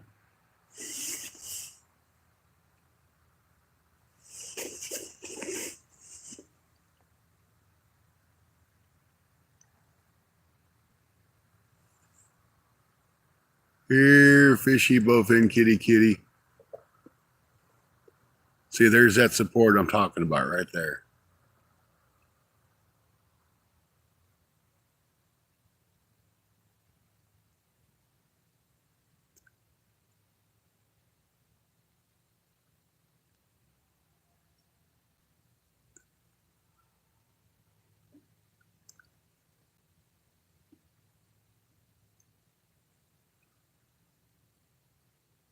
There's hopefully we can get on them smallmouth like we did that first time we went.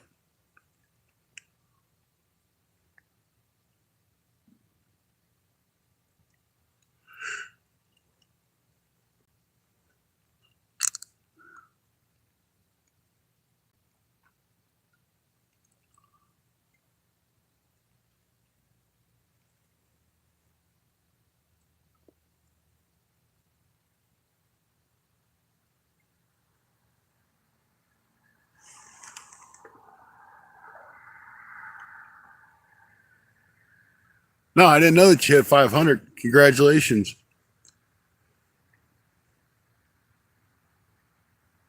That's pretty quick. I mean, that was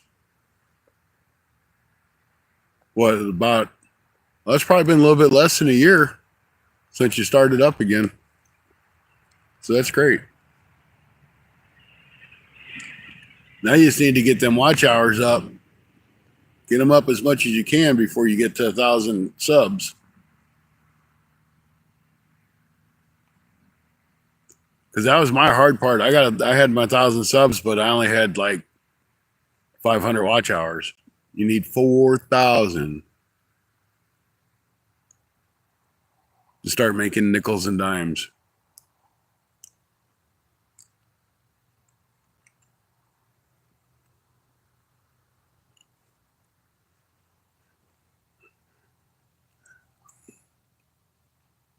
Seven months, that'd have been right before winter. You started putting stuff out before then. Well, again, because you started out not too long after I came down.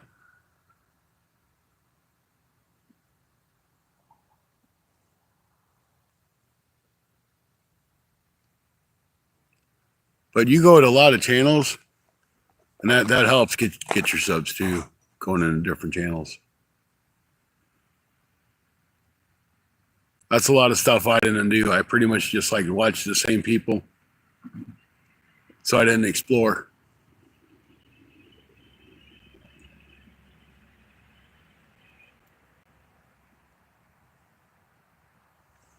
Do you get many watch hours from lives? That's where the majority of your watch hours are going to come from. Is your live streams. Like last year when I was pushing to get my 4,000, I had, I think, 2,400 watch hours after I had my 1,000 subscribers. And I went on like a month and a half to 2 month straight stretch of doing a live 2 to 3 days a week, sometimes 2 or 3 times a day. But I got my 1,500 hours in a little over a month. Melissa, hello, welcome in. Good to see you. So yeah, you get time. That's where you get your watch hours from, is your live streams, especially when you get lucky and they put you in the feed, and you get 100 or 200 people in there. Even if they're in there for a minute, that adds up quick. I had some live streams that I had over 100 hours on. Now that was when the kids were out of school. Because I noticed when the kids went back in school, the watch hours dropped off a lot.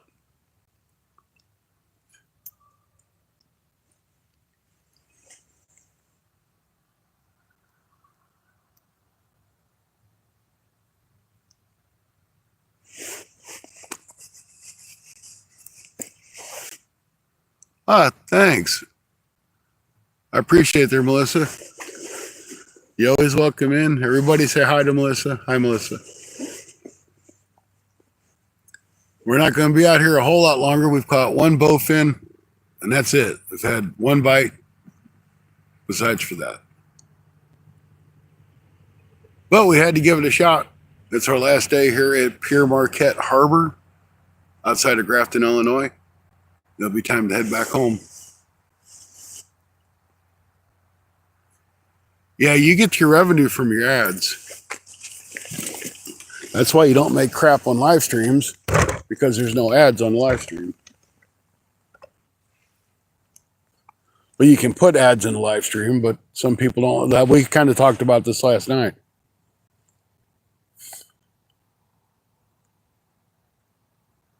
You know, some people, they're like, oh, well, I ain't going to watch it because there's ads in it. But yet, that's really the only way that we can make money on it, on a live stream, is if people actually see an ad. Even if you skip it, you still make a little bit on it. But people like NJ Fishy Maniac, when he gets all those super chats and super stickers, that's how he makes it. I mean, if you actually sit there and watch how many super chats and stickers he gets, the man makes anywhere between $50 and $200 a day doing a live stream just from that. Then YouTube takes, I think, 30 or 40%. So just say you give a $10 super sticker, you make $6 to $7 on that super sticker. And I just had a hit on this black rod, that's why I got it up.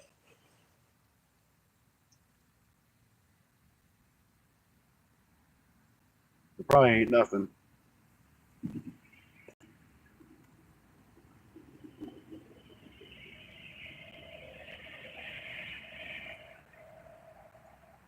So that way, you know, like if you want to make a donation or whatever, if they got PayPal or Venmo or with a Cash App, that's the best way to go. Excuse me. That way YouTube don't take that 30 or 40%.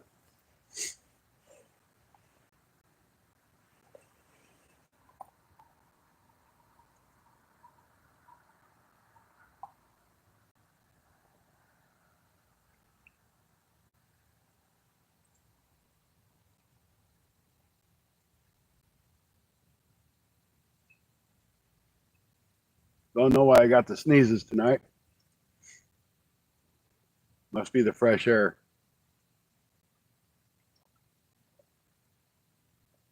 Well, I don't guess he's going to hit it again or he sucked that worm off. I ain't that worried about it at this point.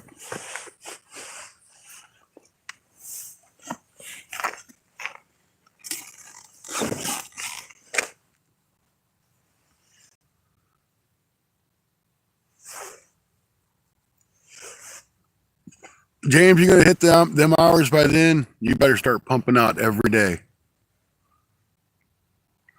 You're here trying to get subs so I can go live. Awesome. Everybody check out Melissa. Oh, we're having a great night. We're out fishing. That's all that matters. Thought there was some. No, the only thing that it does, I mean, honestly, on a live, you might make 2 or 3 cents. That's it. Cents. Not dollars. Cents. The only thing that, you know, we all work and strive to become monetized because we want to make money. I wanted to make a couple extra bucks for when I do these trips that I don't have to take it all out of my pocket. It's not because I want to get rich or YouTube's the only thing I want to do in my life. I would go insane if YouTube was the only thing I did. Mrs. F, how you doing? Good to see you. So the only thing that the 1,000 subscribers does is makes you eligible with 3,000 watch hours to start getting memberships, which are only 99 cents, by the way, if anybody wants to become a member. And you get stickers. I'll send you stickers if you'd like them. Gives you the chance to have the membership. And if you do full-length videos, like I haven't been doing, that I really need to start doing again because I just haven't had very good content, you get paid for those, which you actually do okay if you can get 1,000 views on the videos. Yeah, I think you make like $5. But live streams, you don't make anything on.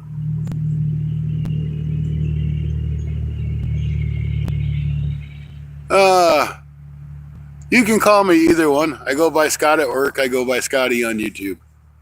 So either way you want, don't make no difference to me.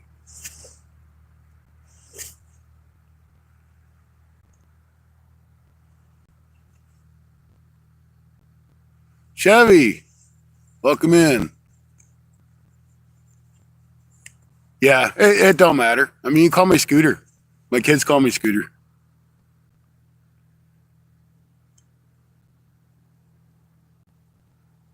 Great to see you there, Chevy. How you doing? How you been? You guys, go check out Melissa.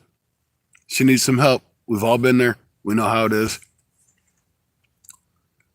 Go over and check out Chevy. You can call me Scoots too. I don't care.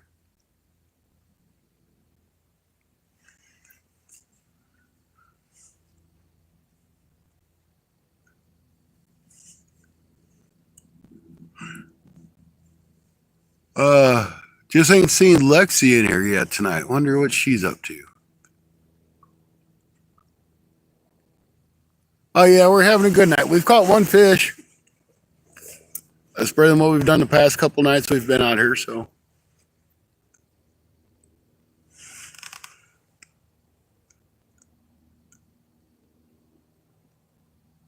Thanks for sharing that there, hunting and stuff.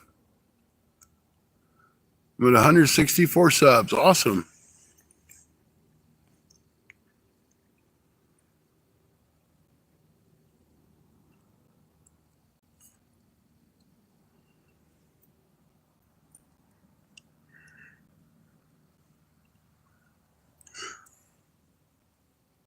Melissa, if you drop a comment in the comment section, I'll come over and check you out. Probably won't be until tomorrow when I get home. But I'll come over and help you out. I don't mind.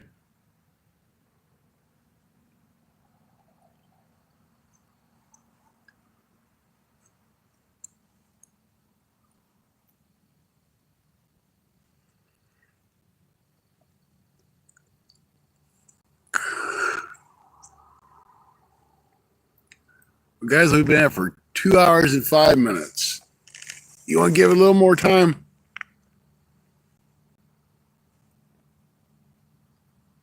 We'll give it another 15 minutes.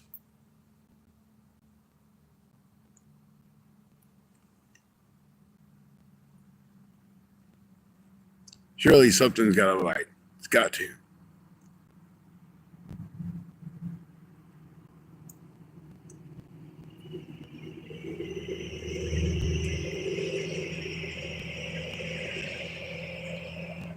Yep, we'll do 15 more minutes. Can't say we didn't give the fish a chance then.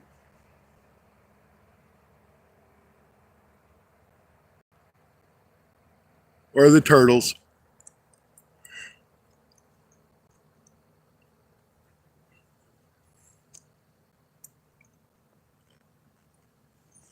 And hopefully tomorrow's going to be a nice day and it's not going to be all windy.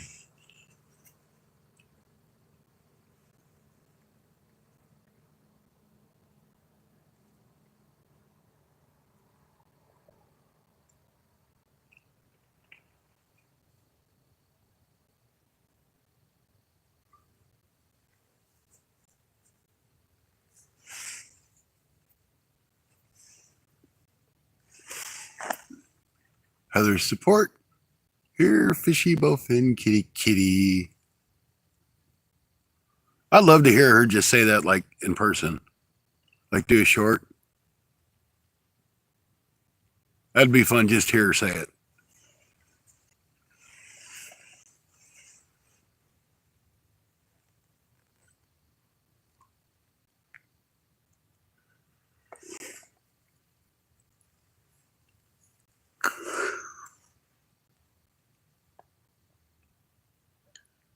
Did have a couple bites on that worm. It's probably gone.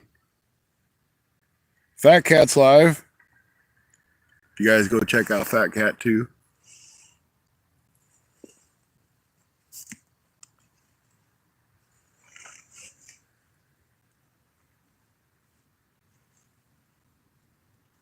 Not that I'm trying to discourage you or encourage you guys from staying or going, but I like to share out the lives.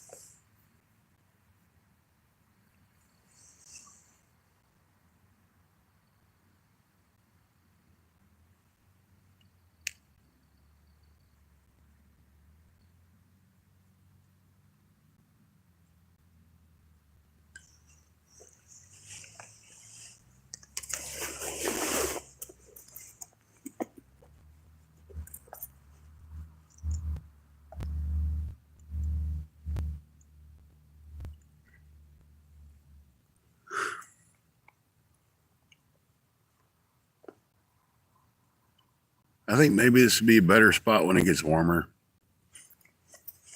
You get them both in. Because I know I caught a couple last year at this time, but it was warmer. And I've caught them in the summertime, but it was, of course, warmer.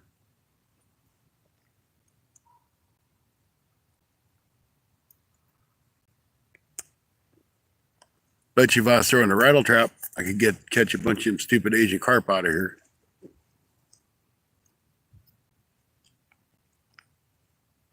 Them dumb things are all over the place here.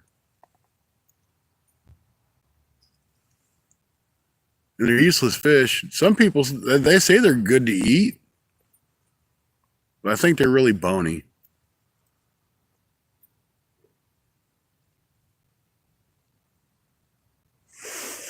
I might try one once.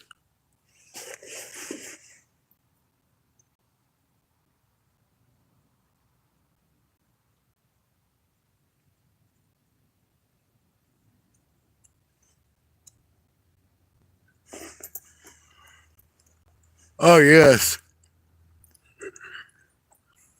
They're definitely invasive.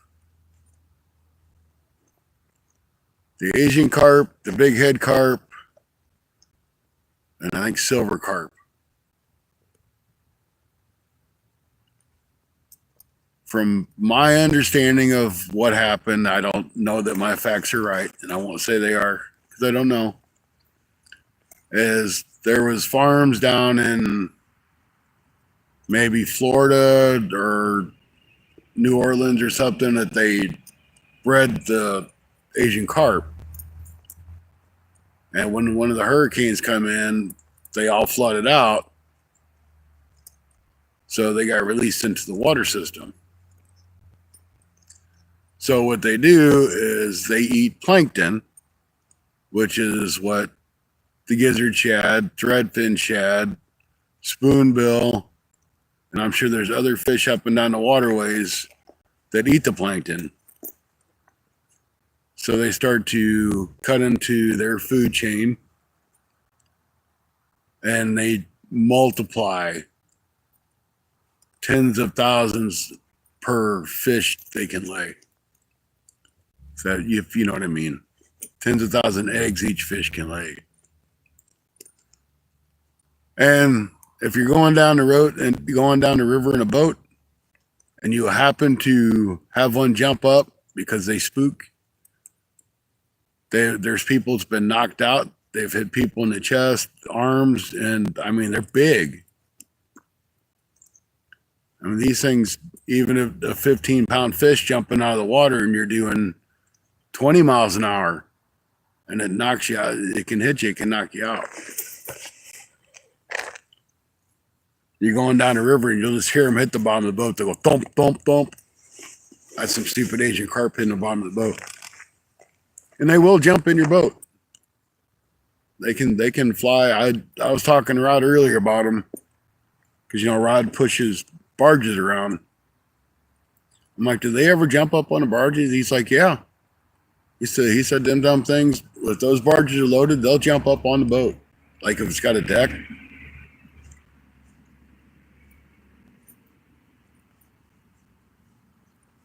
They will jump up on the boat.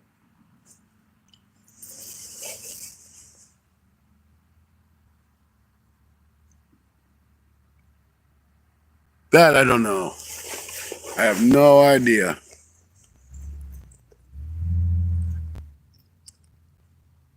But my information could be totally wrong. But that's just what I've been told.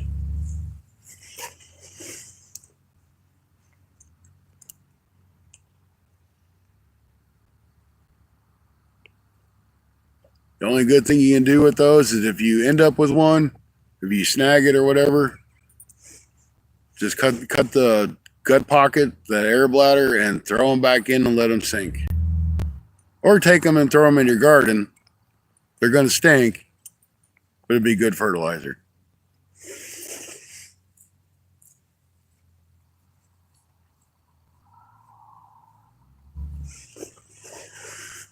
So pretty much any waterway that the Mississippi has access to, they're going to be in it.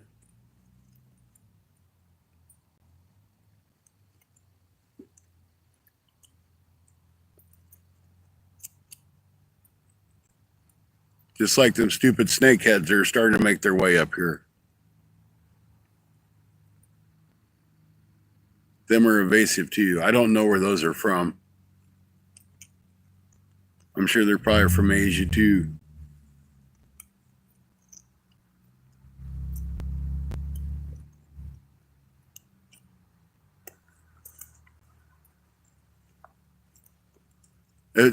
I know you've been on Tony's channel. He catches them big carp that he catches that's kind of got like a football type head, the big eyes on the side. Those are all Asian carp.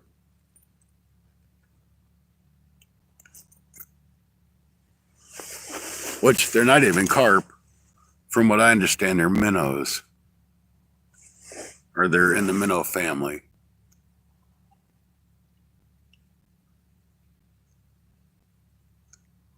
Yep, they're going upstream and getting any place they can.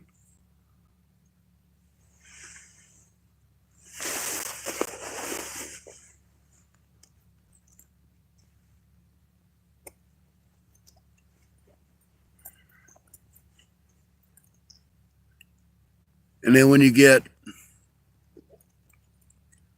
the snakeheads in, the snakeheads are they'll eat anything that moves. And the thing with the snakeheads is they can breathe air. They can basically walk on land. So if they start to get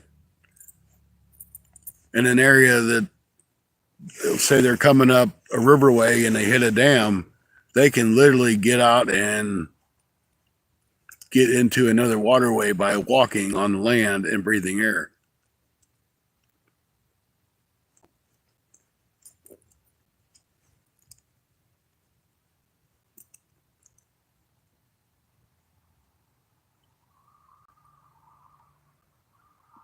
It's very interesting fish to know that it can breathe air, and it can be out of the water for hours and stay alive.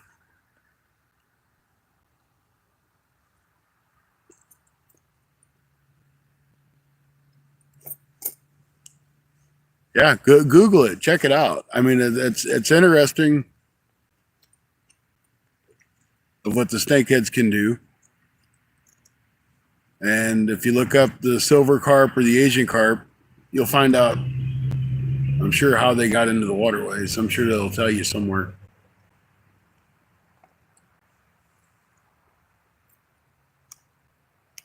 Even little bitty creeks that come off the major waterways like the Mississippi, you'll get them in there.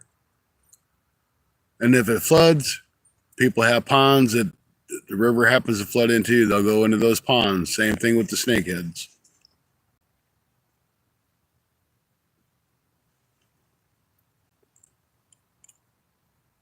Now, what surprises me is, like, we don't really have a problem with snakeheads, but Bob with Anyfin, he said they've got snakehead up in Pennsylvania.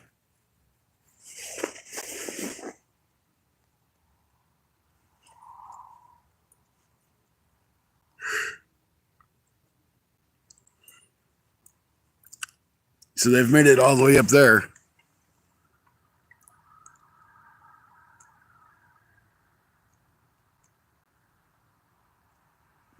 Yeah, I mean, they crawl, but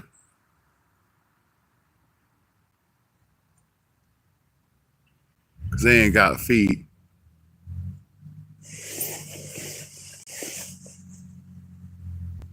I said, a person fishing snakehead cooked it. Yeah.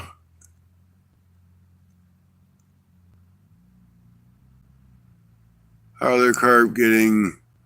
But the Asian carp can't get above dams, per se, like spillway type dams. But they can go through like locks, like lock and dam type areas. Hey, we got one. We got one.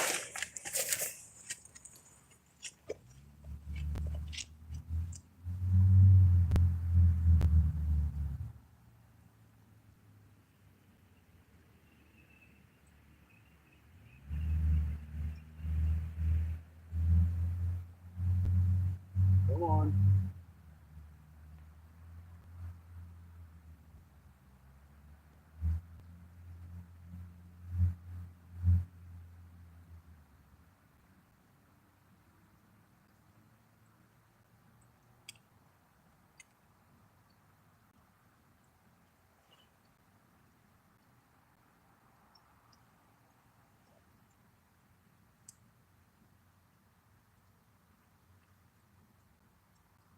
He hit it good a couple times.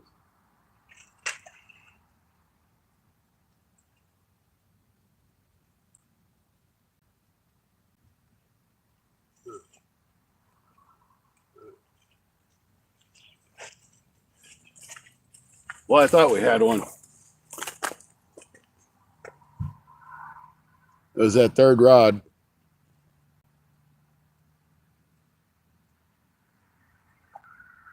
We'll sit back down and see if he comes back for it.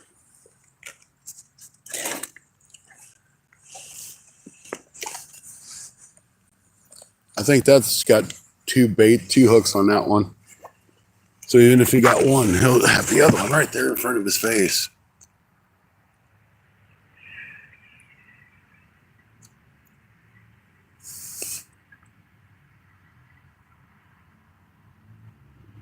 So, like, if they can open it up and it goes to another waterway, they can get in just by swimming through the gates. That's the same for the snakehead or the Asian carp. The snakehead itself can crawl from point A to point B if it is a dam. Or if it happens to overflood the dam, they can get into it that way. I was watching something, it might have been on TV, about how they're trying to keep the Asian carp out of the Great Lakes. And they're actually putting like electroshock type stuff in their lock and dam. So there's several stages. If they get so far, the pulse gets even stronger to deter the Asian carp.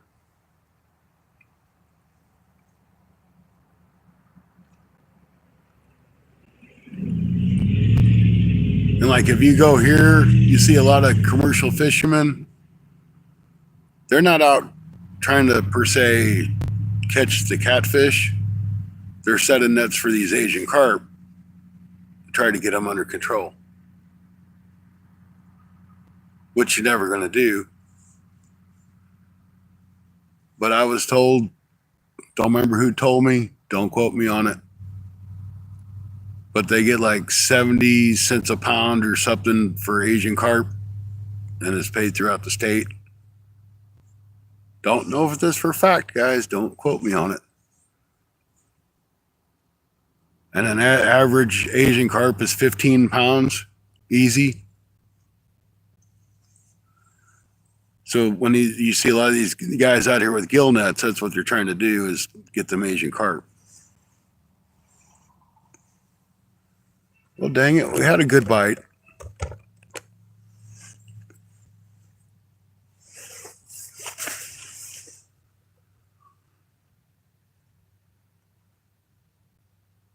So hopefully that answers the questions a little bit. Not a biologist. Don't know how everything works. I just take what information I get and try to share it, whether it's right or wrong.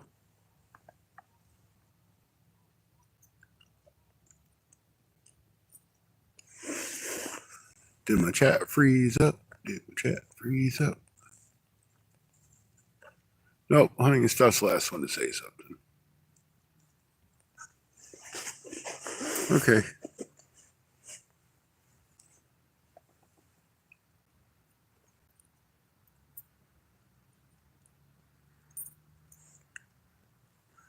James must be making dinner, hamburger or something. I'll get lots of love. That's awesome. Thanks.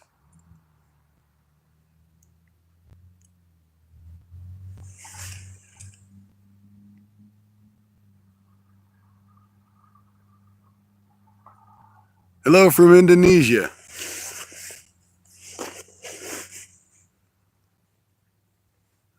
Welcome in. We're over in the U.S. I'm in the state of Illinois. Trying to catch some bowfin or some catfish.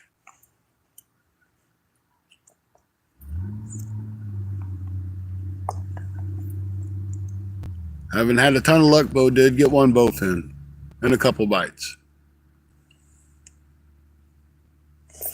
There he is, he's back.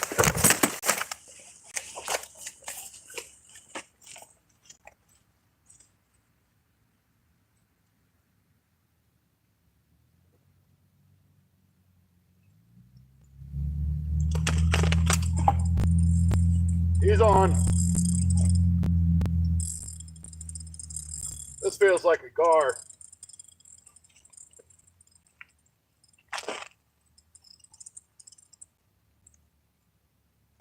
I think he's gone. Oh, he's coming at me. He's coming at me.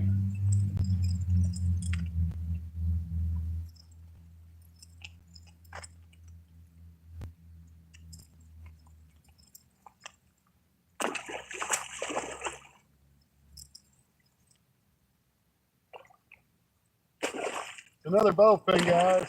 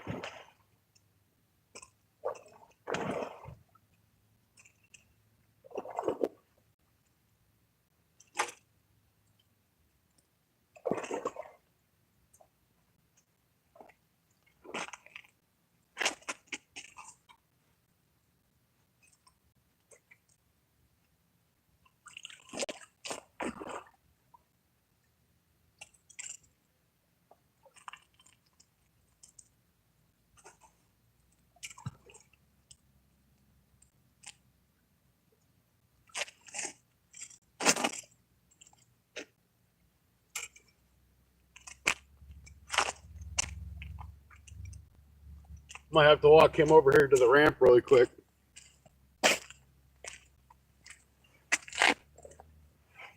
He's too heavy to pick up this big concrete.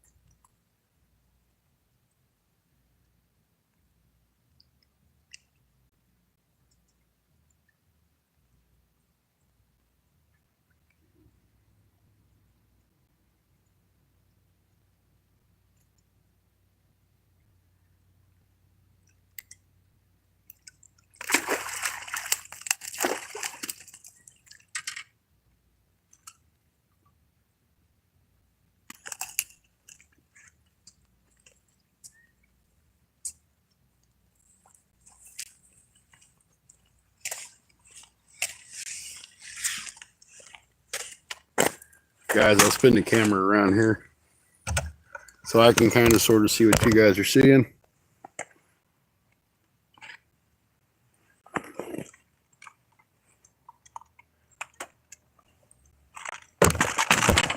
All right. This, I guess I should do this because this is what I wanted to do. This is a better sized bowfin. This guy's got teeth. They're slimy. They're very slimy, but they're a lot of fun to catch.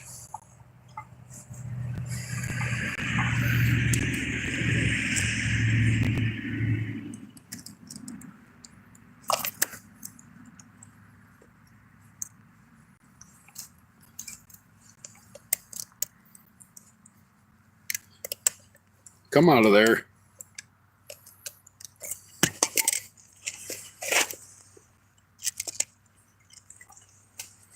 I would say, if I was going to guess, this guy's probably 7 or 8 pounds.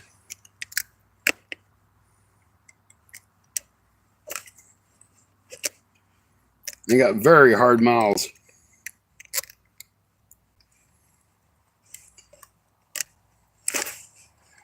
All right, finally got the hook up.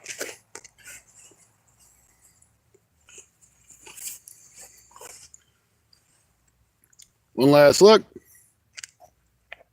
There you go. Second bowfin of the day. The night, I should say. But they're pretty. I know they're trash fish. They're also called mud something or another, but there you go. Back in the water he is. Mud dogs.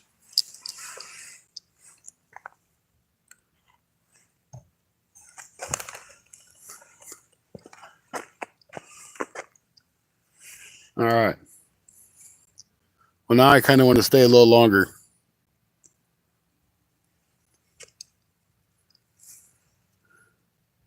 He took the bait off both them hooks. I do have more bait. I'll go ahead and bait up one more time.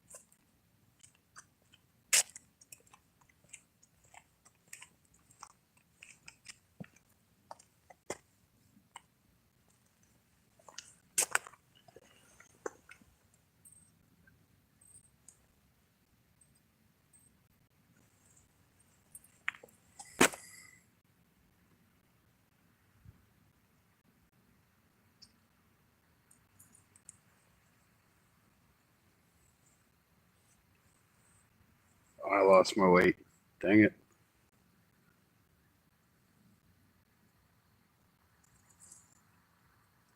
He hung me up in them rocks when I was trying to get him out. Let me see if I can't grab a weight really quick.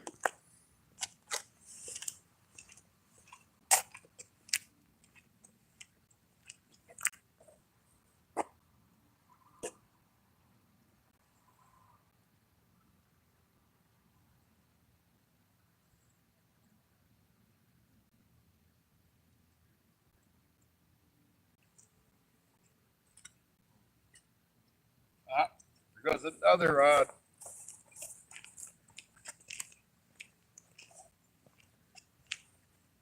This had a hit on that other white rod.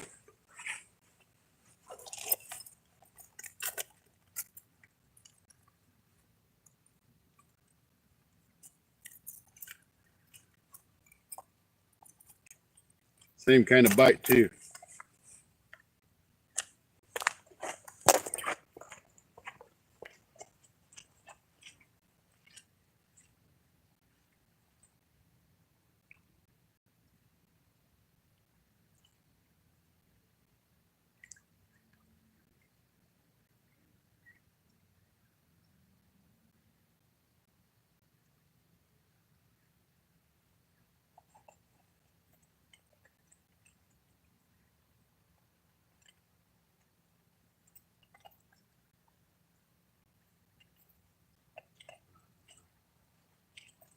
For now, let's get this weight on this one.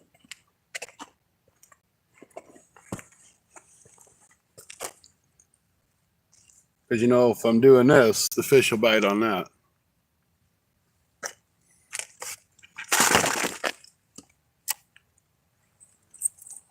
That's the way it works.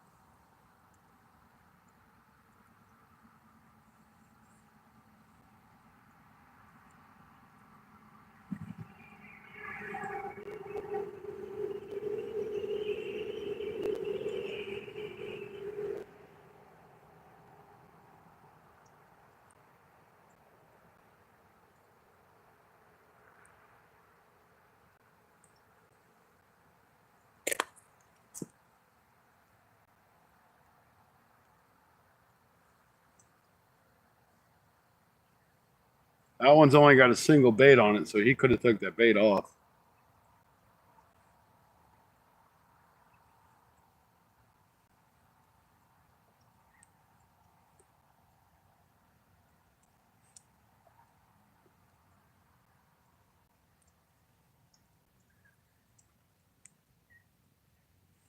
All right. A little bit less weight, but it's weight.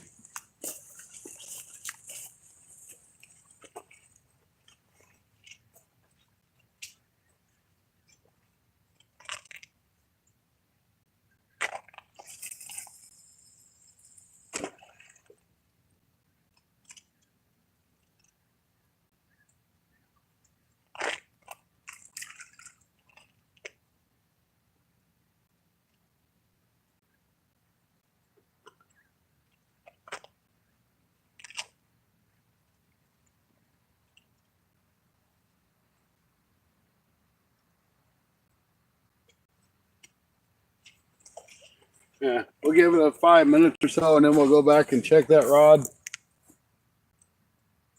and see if he didn't take that bait off of it. If you don't hit it no more. So, bowfin number 2. And I really hate this chair.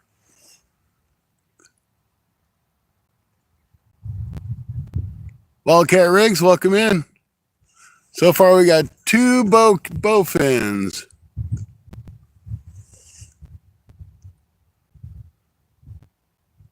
Looks like a cross between a catfish and a carp. Something like that. Thank you, Heather.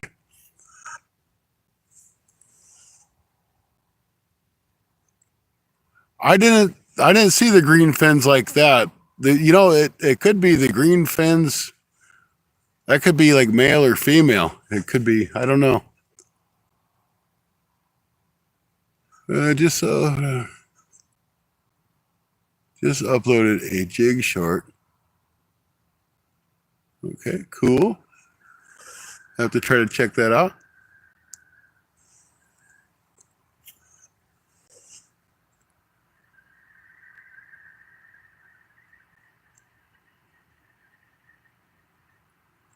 Yeah, that's a bowfin. or known by the locals as mudfish, I think is what they call them.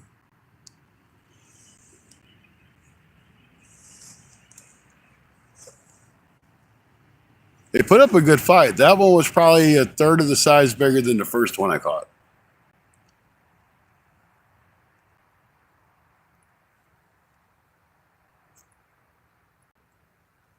That's kind of what I think is probably one's a male and one's a female.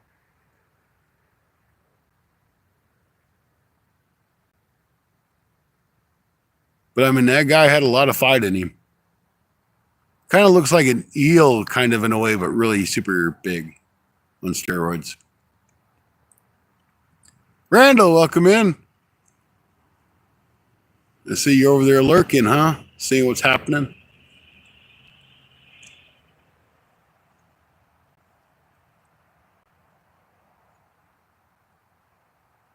You just missed our second bowfin of the night.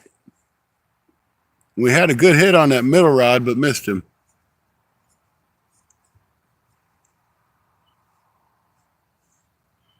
So our first bowfin's within 15 minutes of the live, and my second one was like 2 hours and 35 minutes into the live.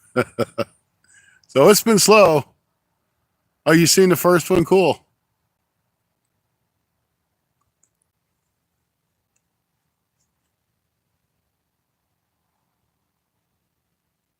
So the bite's slow, but they're here.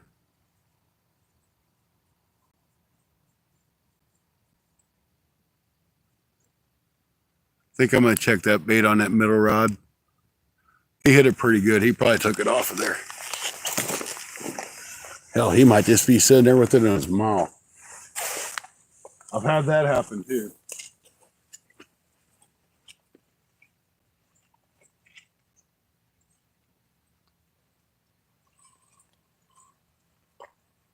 No, he ain't on it, that's for sure. I don't think I got any bait either.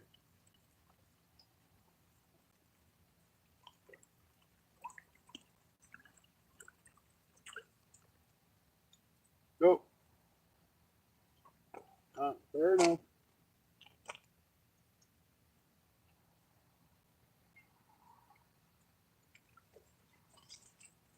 You got my bait on that one too. Let's check this worm. I'll learn how to stand one of these days.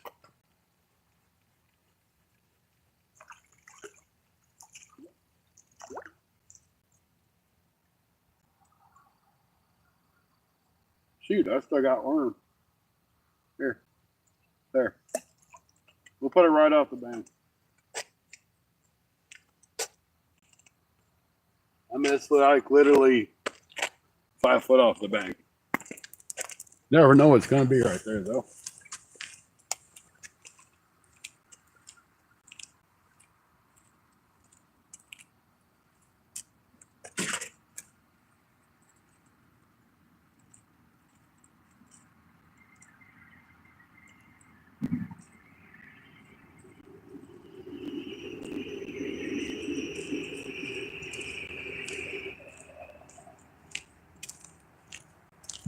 We could catch our biggest fish right here off the edge.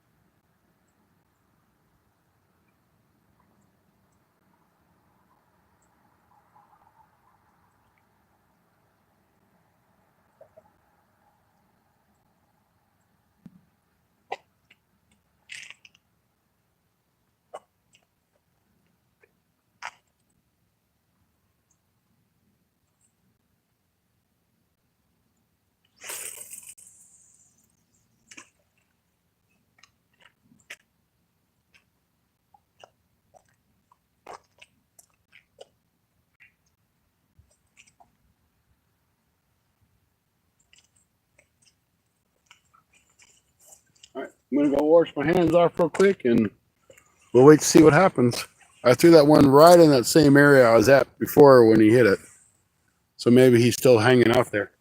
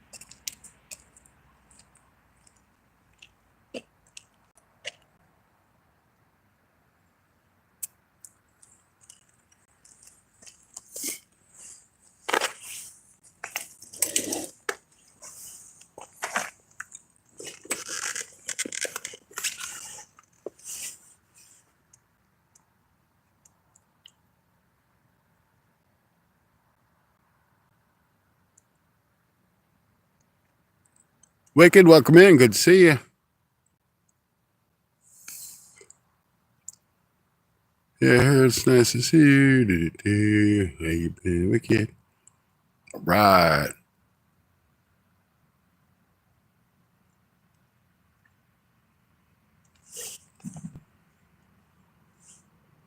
Well, so far we've got 2 bowfin here, which is what I was after.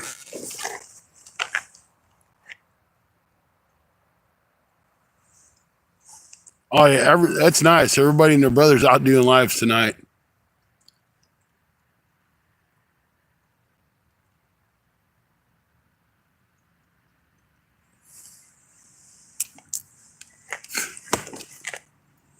If it stays nice like this, everybody will be out. It's people like me that go out when it's 4 degrees outside and catfish. Just to do the live. I'm a trooper. I'm an idiot, I think, most of the time.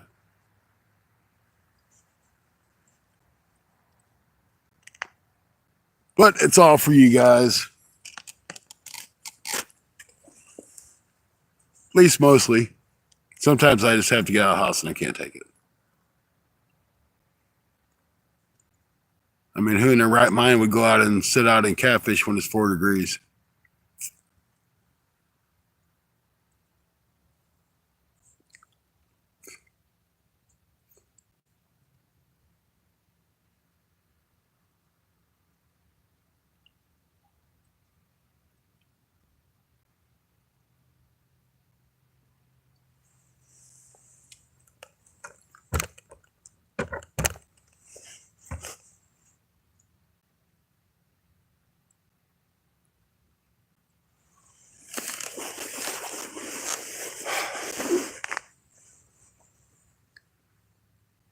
I know it said it was only 15 more minutes, but we caught another fish.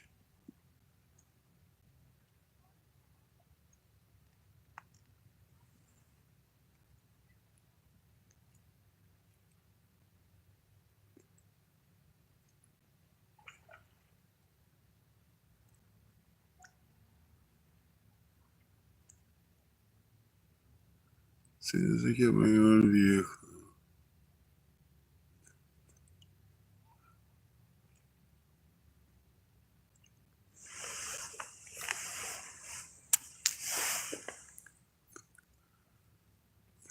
I guess we're on that one.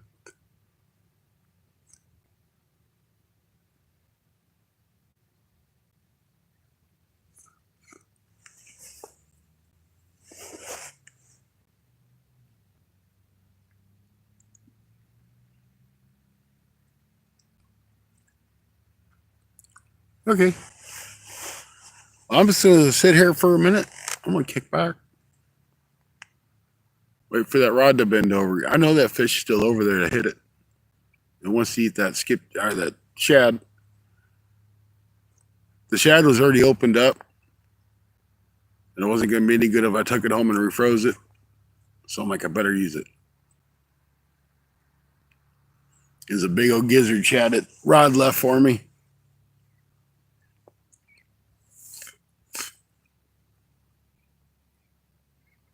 I really almost feel like it's time to start using bluegill.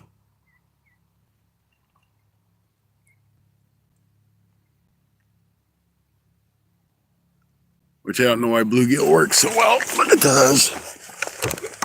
Third rod.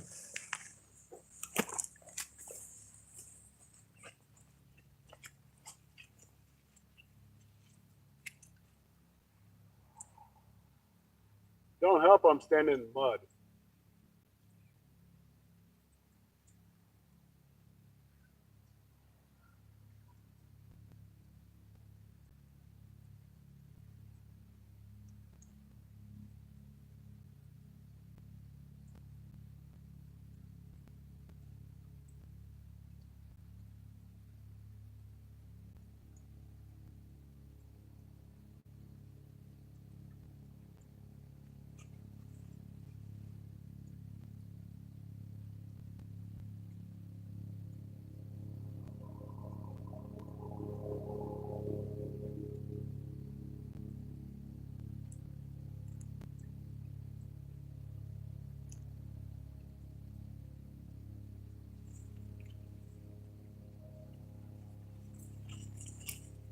Third rod's got 2 hooks on it.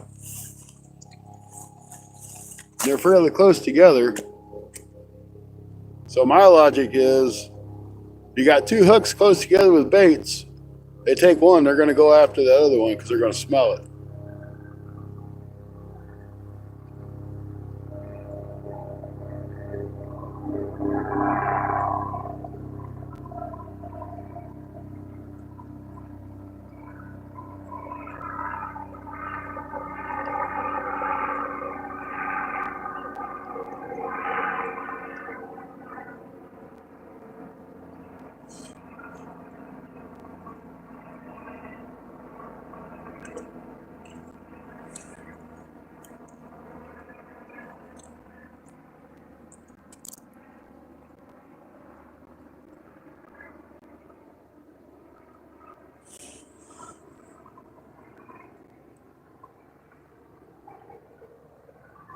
But things are starting to look up a little bit.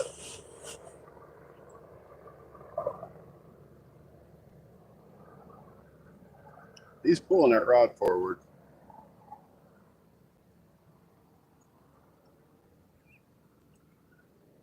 I mean, it could just be my eyes.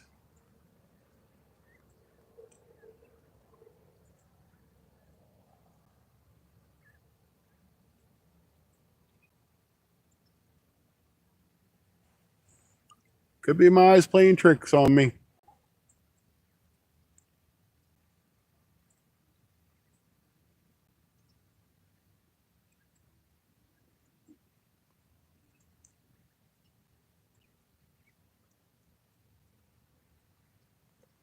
I'll sit down. When I sit down, he's for sure going to bite.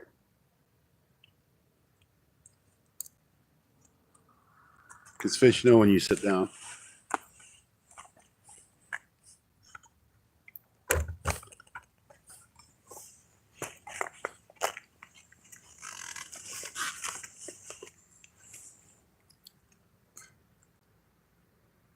Well, hopefully the next one's a whisker fish, yeah. But did y'all see that rod bend? I hope you did.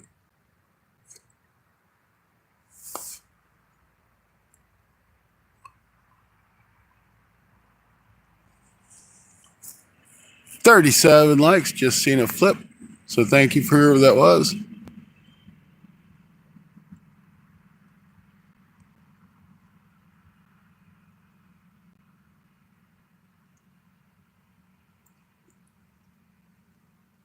I don't know. I know we have caught channel cats out of here.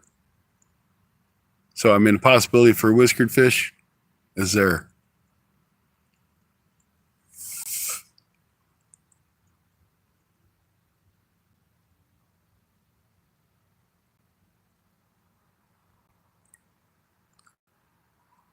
And I'd like to thank Heather for calling in that last bowfin for us.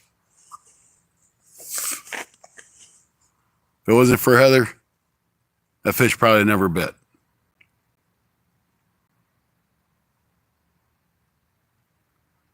See people flipping through the feed. 4, 7, 10. 4, 7, 10.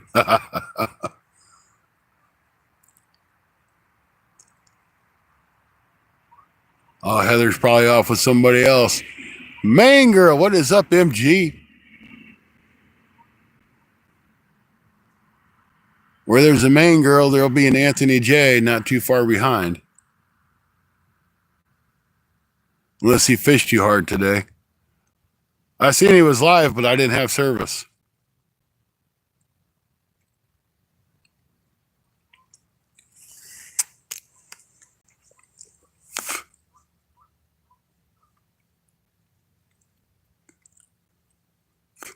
Release to the grease. Welcome in, welcome in. Just catching some bowfin tonight. I think Gary wore him out. Yep. They said Gary was coming up. I know Rustic was up there too. It don't take much to wear Tony out. If I can wear him out.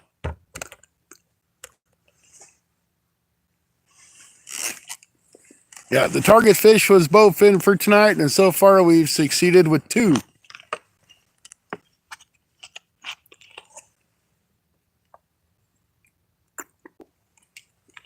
or dogfish, whatever you want to call them. And I think they got a different name for them down in Louisiana too. There Heather is. You called our last one in for us, Heather. We just got one a few minutes ago.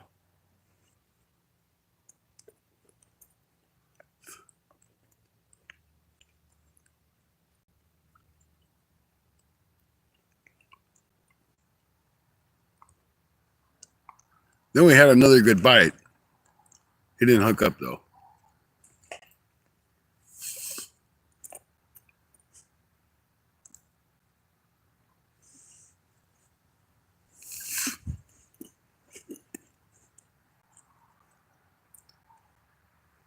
Release, I'm assuming you're catfishing right now and not crappie fishing.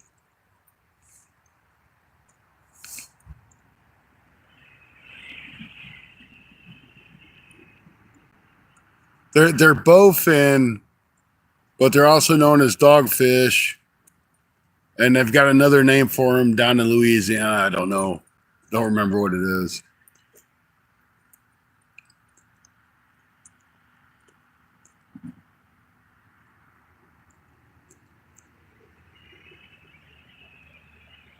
Oh, you're saltwater fishing. Awesome.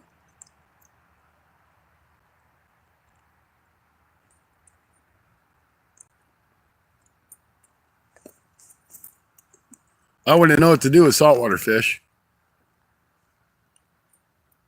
When I went to Florida, we caught some sand trout, caught a hardhead catfish, and some other kind of trout. Of course, I didn't keep any of them, but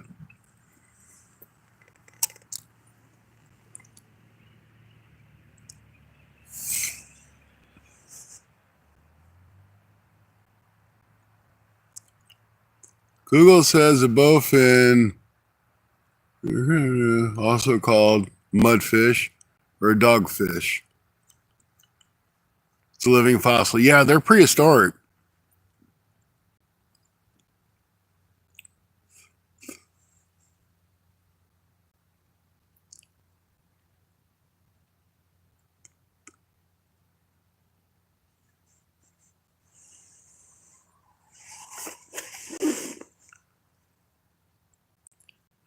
Yeah, I believe that the gar and the bowfin are both prehistoric ancestral fish. Stink over stink. Welcome in.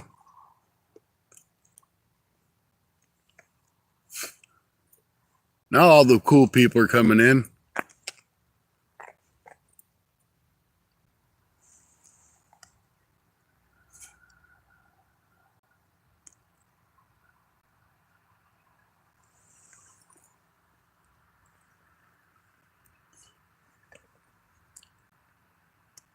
So for all you new guys that have just popped in, we're fishing for bowfin, but we have the chance to catch bowfins, turtles, gar, channel cats, blue cats, flathead cats, and what other, maybe a drum. Drums will bite on cut bait, and whatever else comes along.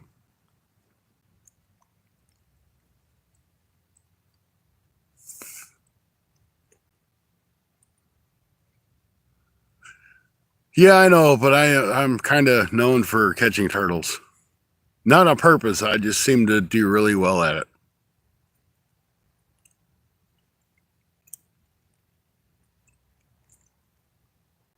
Andy's in now, too. Look at that. Catch a couple of fish, and then everybody comes in.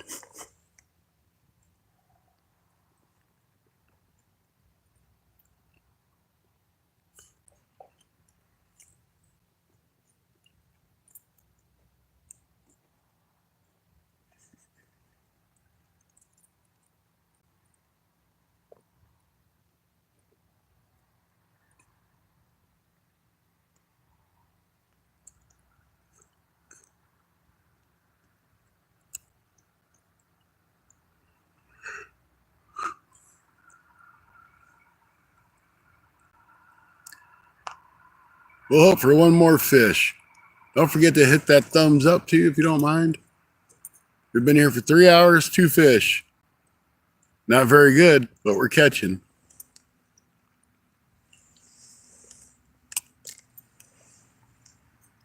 Haven't had over 11 people in the chat. It's all right. I don't believe in that stupid counter.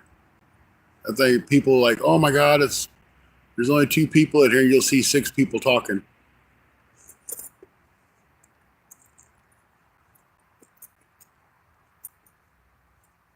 I'm in charge tonight.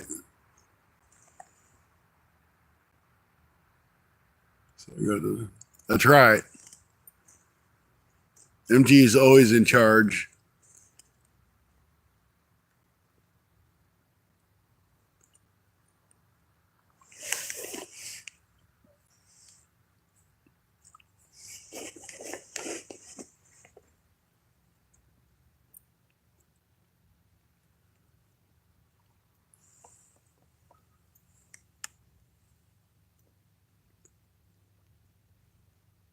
So the one rod I thought we would actually catch something on has got the night crawler. Ain't done nothing.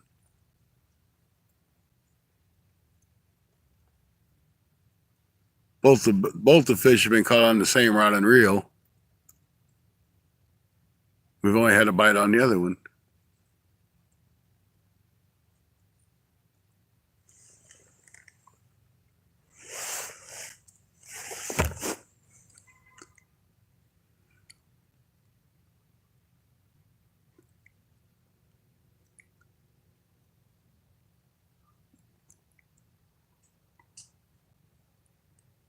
Yeah, I got a couple bowfin, Andy.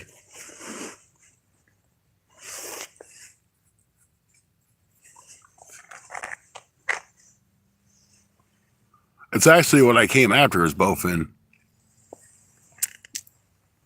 Because the only place I can seem to catch bowfin is here. And I know they're trash fish, and I know they're slimy fish. But man, they're fun to catch.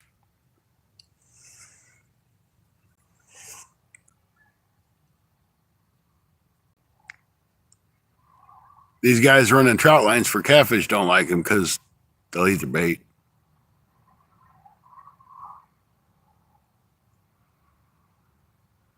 So our light's been on for 3 hours.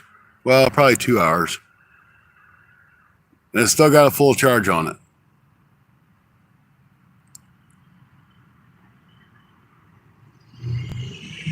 So I'm going to bet that light will last 6 hours, 5 or 6 hours.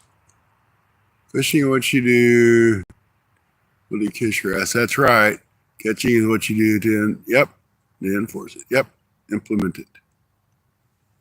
Emphasize it. I had to get close to the screen to read that. That's true.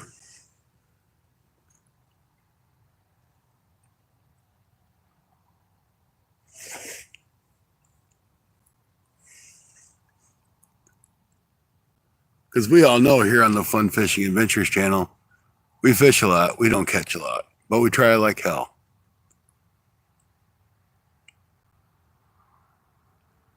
You should.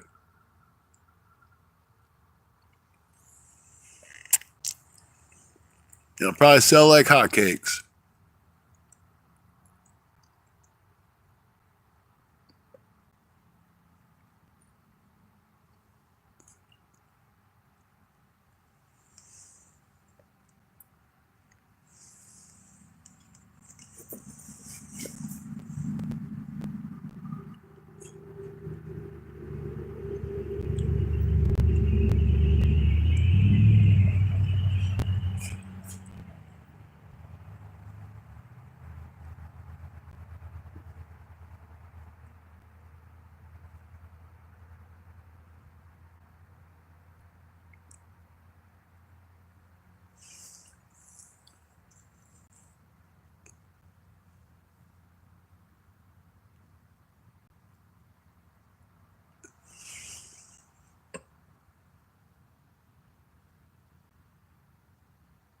Chicks dig slabs.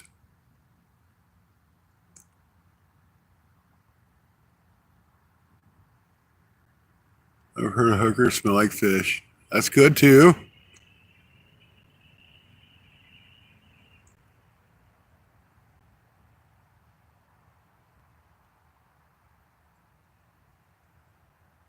I like it. I like it.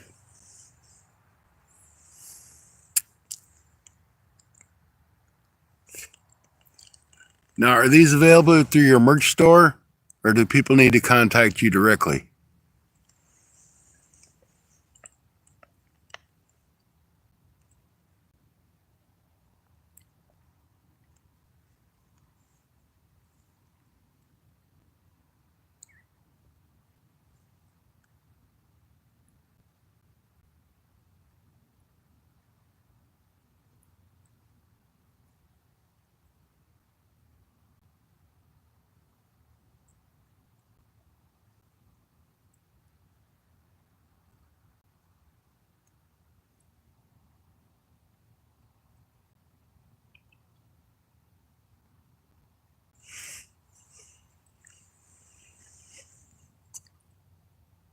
I sold one shirt so far.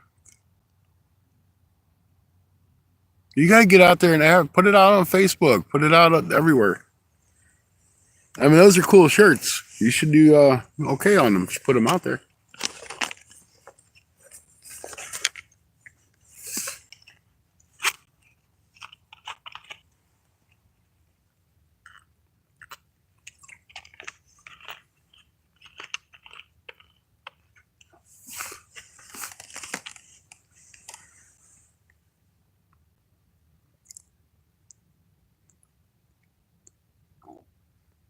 John Joe, how you doing? Yeah, we're doing some night fishing for bowfin tonight. You know, you guys don't really ever see anybody fishing for bowfin. I don't know why that is.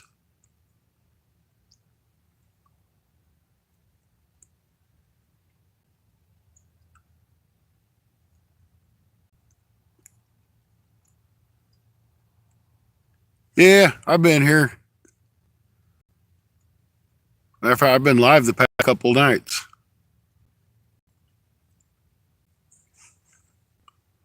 Caught more tonight than what I have the past couple days.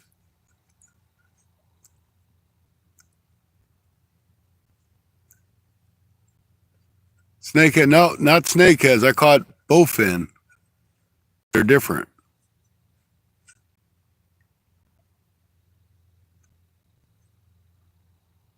Well, I mean, I've seen M. Hood catch them.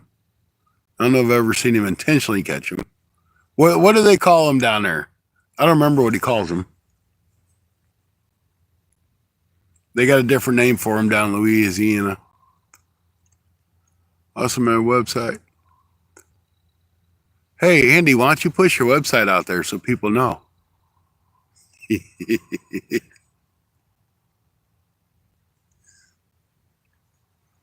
Go check out Andy's website.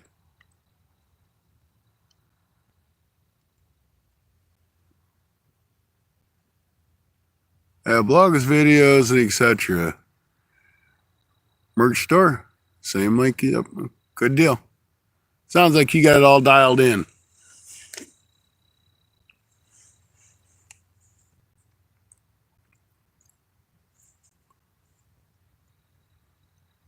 That's just like crappie or sac-a-lait down there.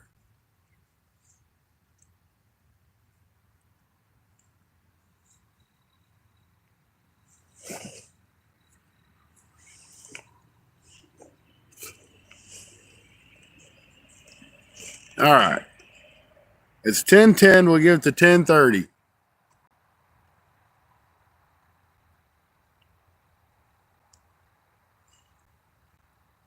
Sound fair? Only because we caught a fish.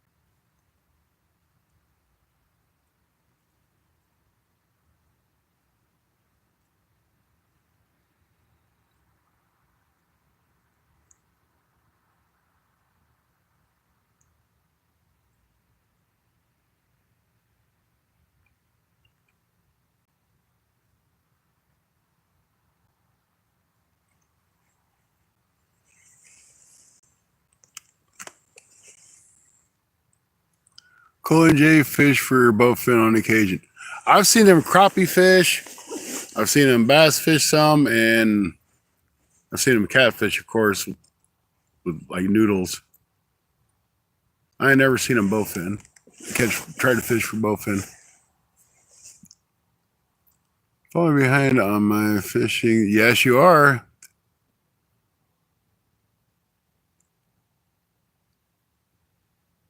Because you haven't had that since, was it Wild Hook you had on there last, I guess? No, I think I missed an episode.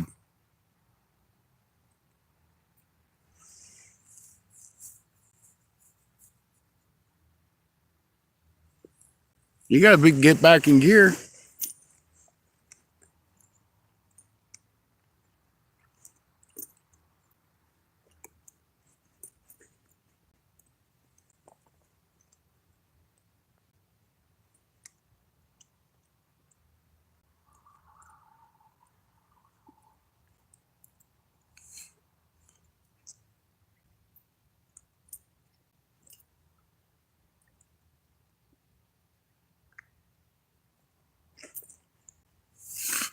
Come on, we just need one more fish. I'm happy with 2. I was happy with 1. I'll be thrilled with 3. How's that?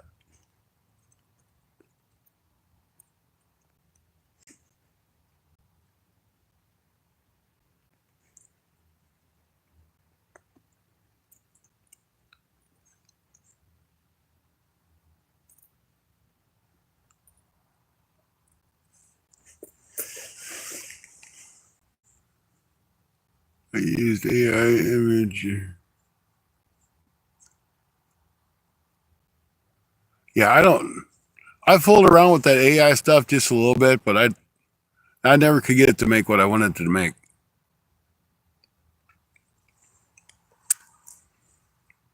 I just don't know enough about it.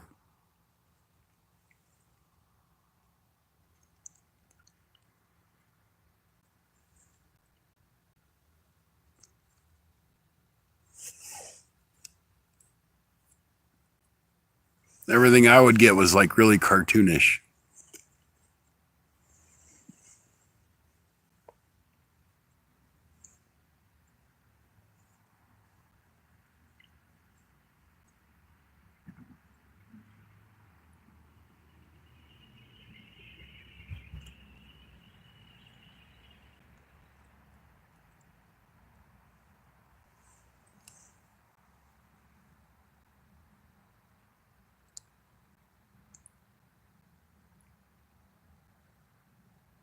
I need to call you one day and say, hey, tell me how to do this.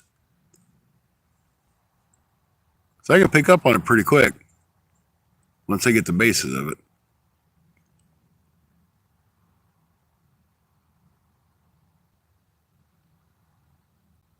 Harbor's a fountain of crappie knowledge. Huh. When I need crappie knowledge, I go to Rod or Stacy. You done taught me how to catch dinks.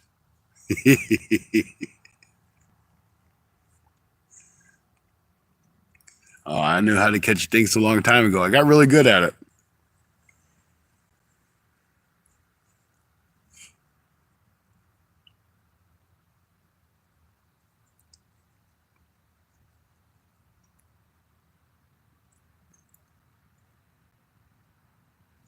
Dinks, it's all that's in my lakes around me. So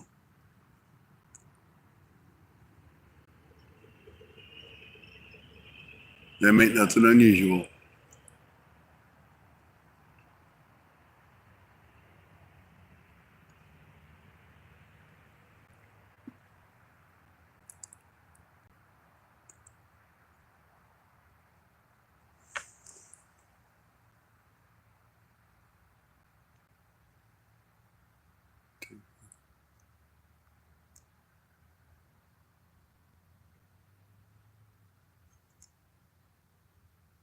Yeah, that's what I did. I kept saying reimage, reimage, reimage, and I never could get nothing I liked.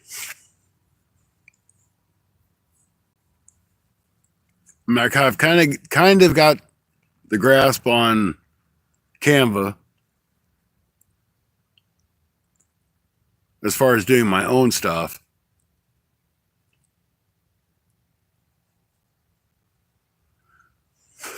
But I don't sit down and take the time. And I use Adobe Express to pull out like the backgrounds and stuff, but I don't know much about Adobe Express.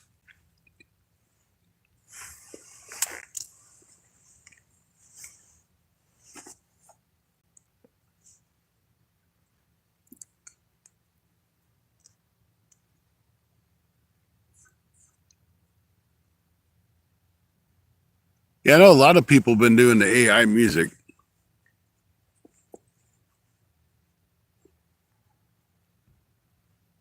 I was fishing an online tournament,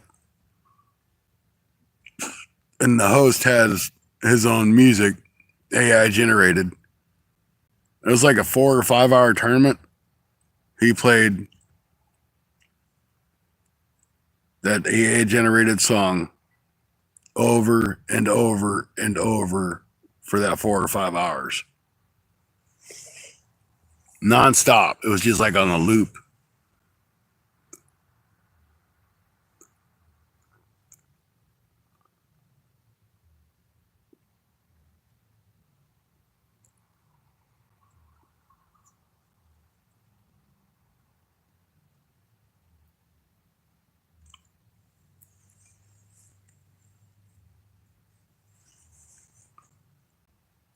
It's your favorite one so far. It's a reflection of yourself. Well, that's what your music should do. It should reflect who you are.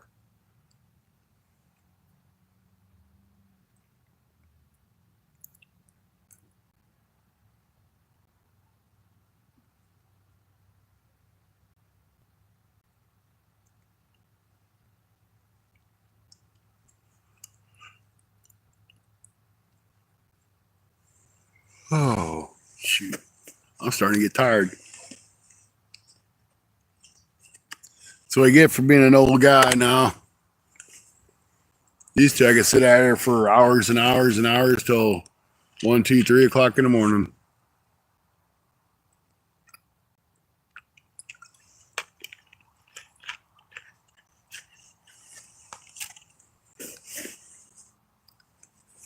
Oh, crap. No, I'm not going to turn the battery saver on. I'm just going to plug the phone out. There. Problem solved. Didn't realize my phone was about dead.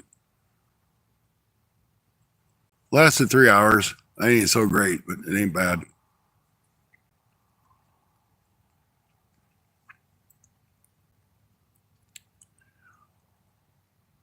Normally I got my big power box on it, but it's dead for some reason. It still had over 12 volts in it. It should have still been able to go for a while. I don't know if I got a loose connection or a bad switch or what.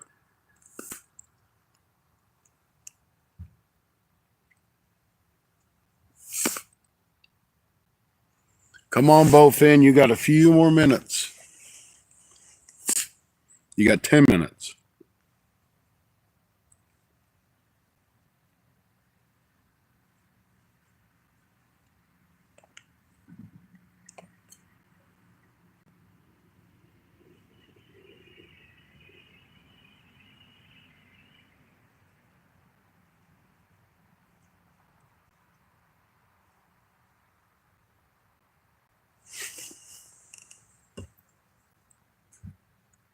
Here, fishy Bowfin, kitty, kitty.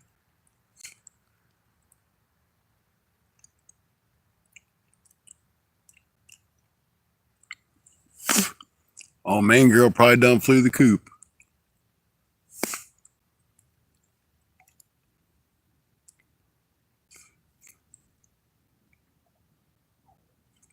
And you got a Facebook page too?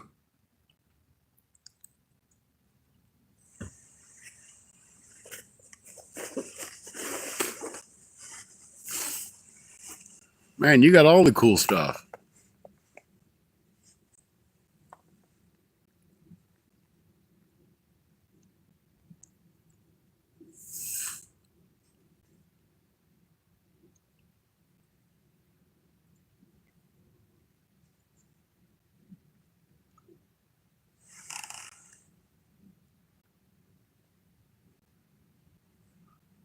Yeah, I'm sure that's what it is. Man, girls checking out his Facebook page.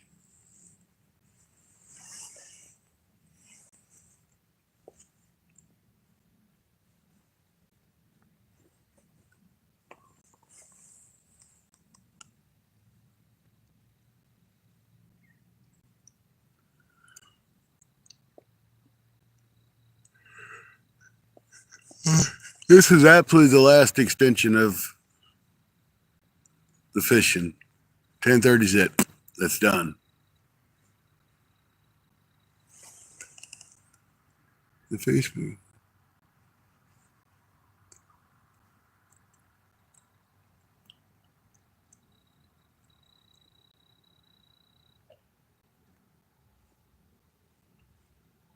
Is Facebook really still a thing? Well, sure it is. MySpace faded out.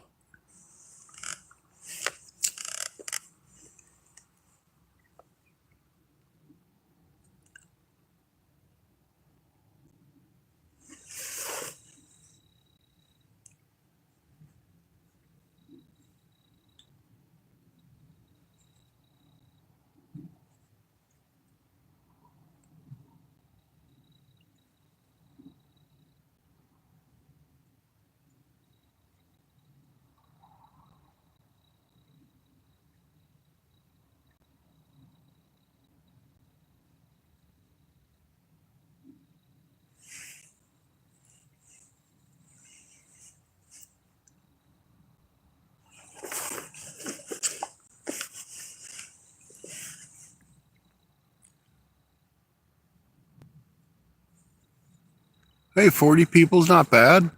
Mine's a little bit over 100, and half the people I ain't seen in years or heard from.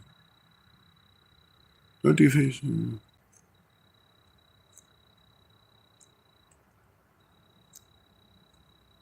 But it was hacked. That ain't no good. I made one for me, but I made it as a business so nobody can comment. So I'm afraid if I take it down, that I won't be able to get Fun Fishing Adventures back.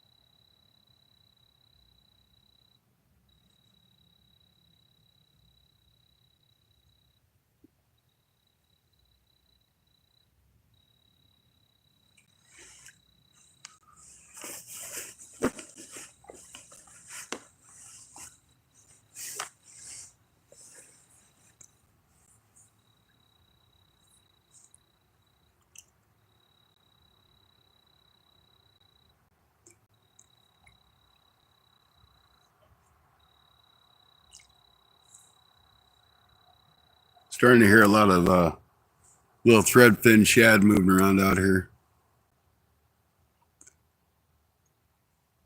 TikTok. Hello, handsome. And they're talking to you?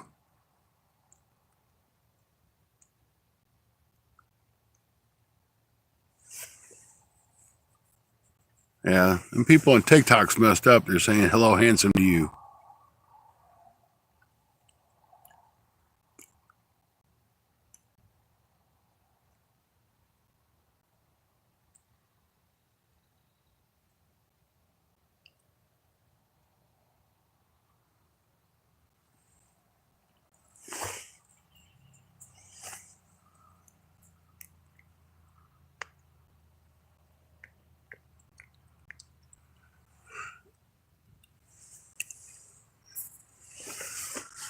All right, fishies, you got like 5 minutes.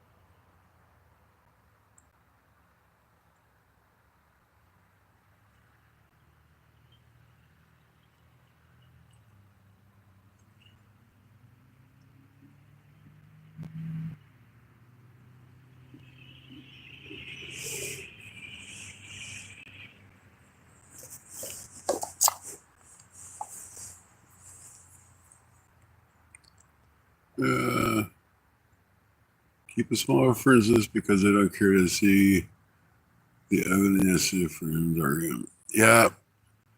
Luckily enough, I don't have anybody that does that.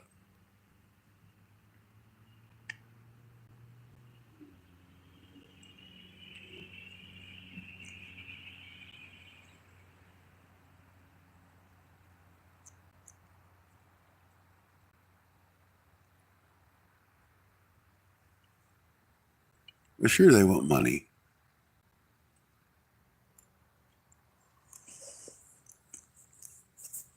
These bowfin kitty fishes have got like 3 minutes. Hey, I'm getting a bite on that worm finally. Just enough to move the line around. It might have been a fish bumping the line.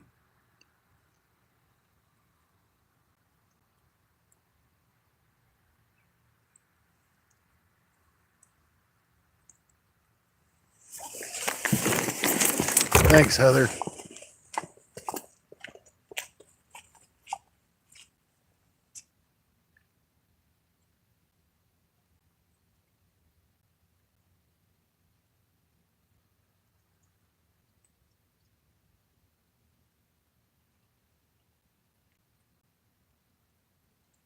This is why I need the mother pole holders.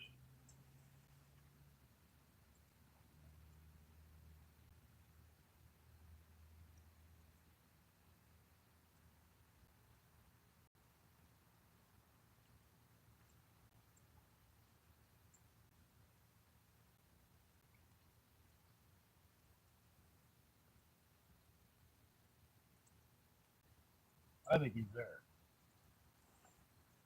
I think he's on there. Did the same thing, start dragging that line in.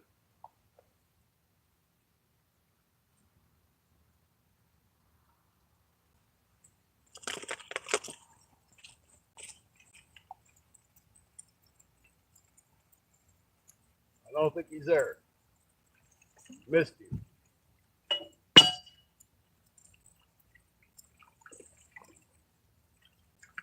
Dang it. Oh well.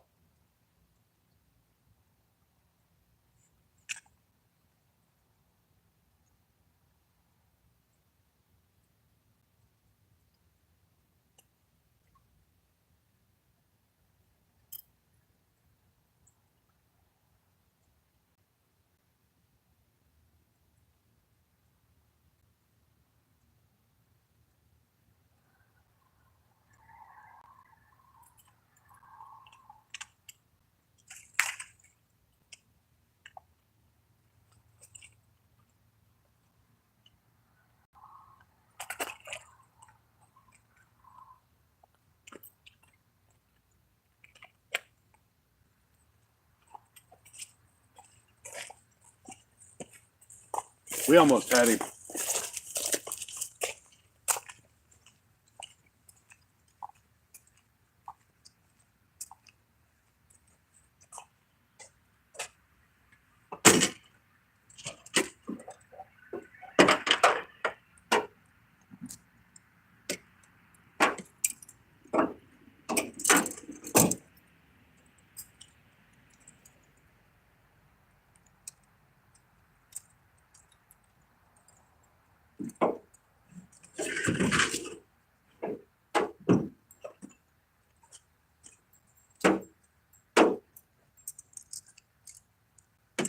Maybe something will bite on the other one real quick.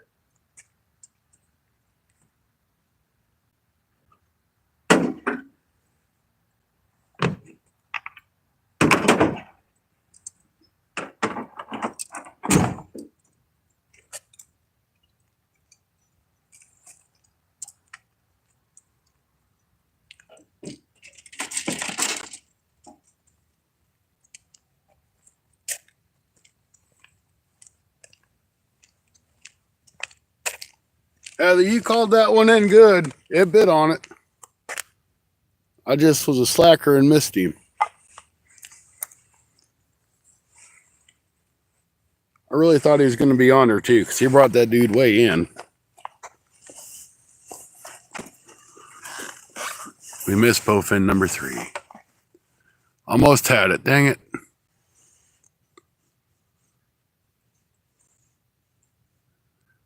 Hot girls on TikTok.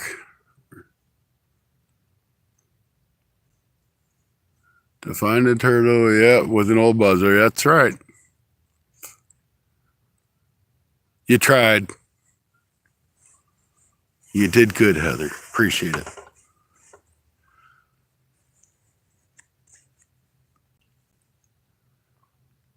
All right, guys. I think I'm going to reel these in. So, I'd like to thank y'all for coming in. I appreciate it. Hanging out with me. We've been out here for 3 hours and 33 minutes.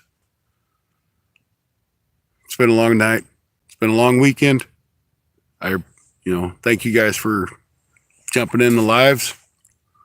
Tomorrow night, Sunday Night Bite Show. I'm going to post it again and see if YouTube actually lets the post go through.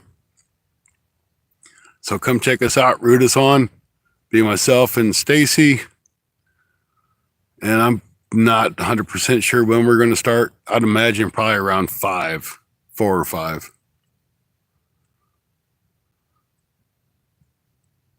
Thank you guys. Have a great night. And I hope you enjoy your next fun fishing adventure. I'm going to reel these lines in.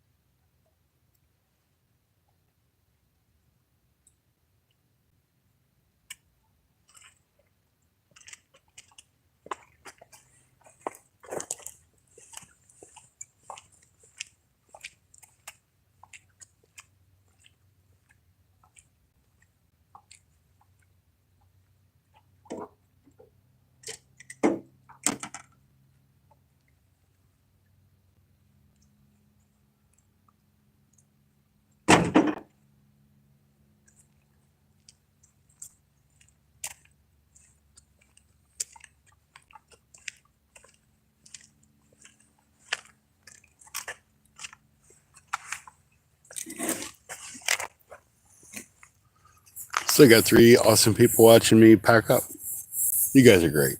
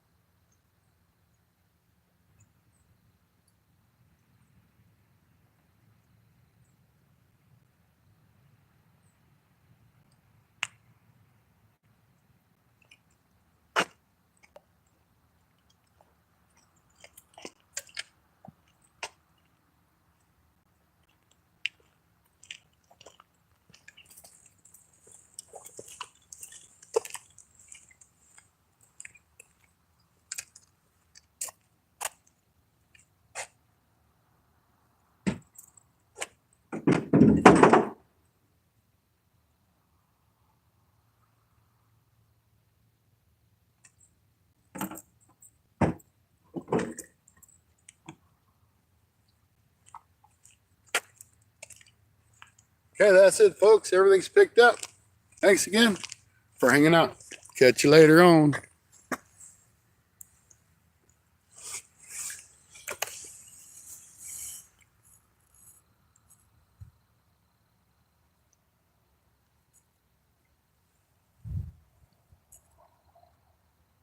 See you later, James.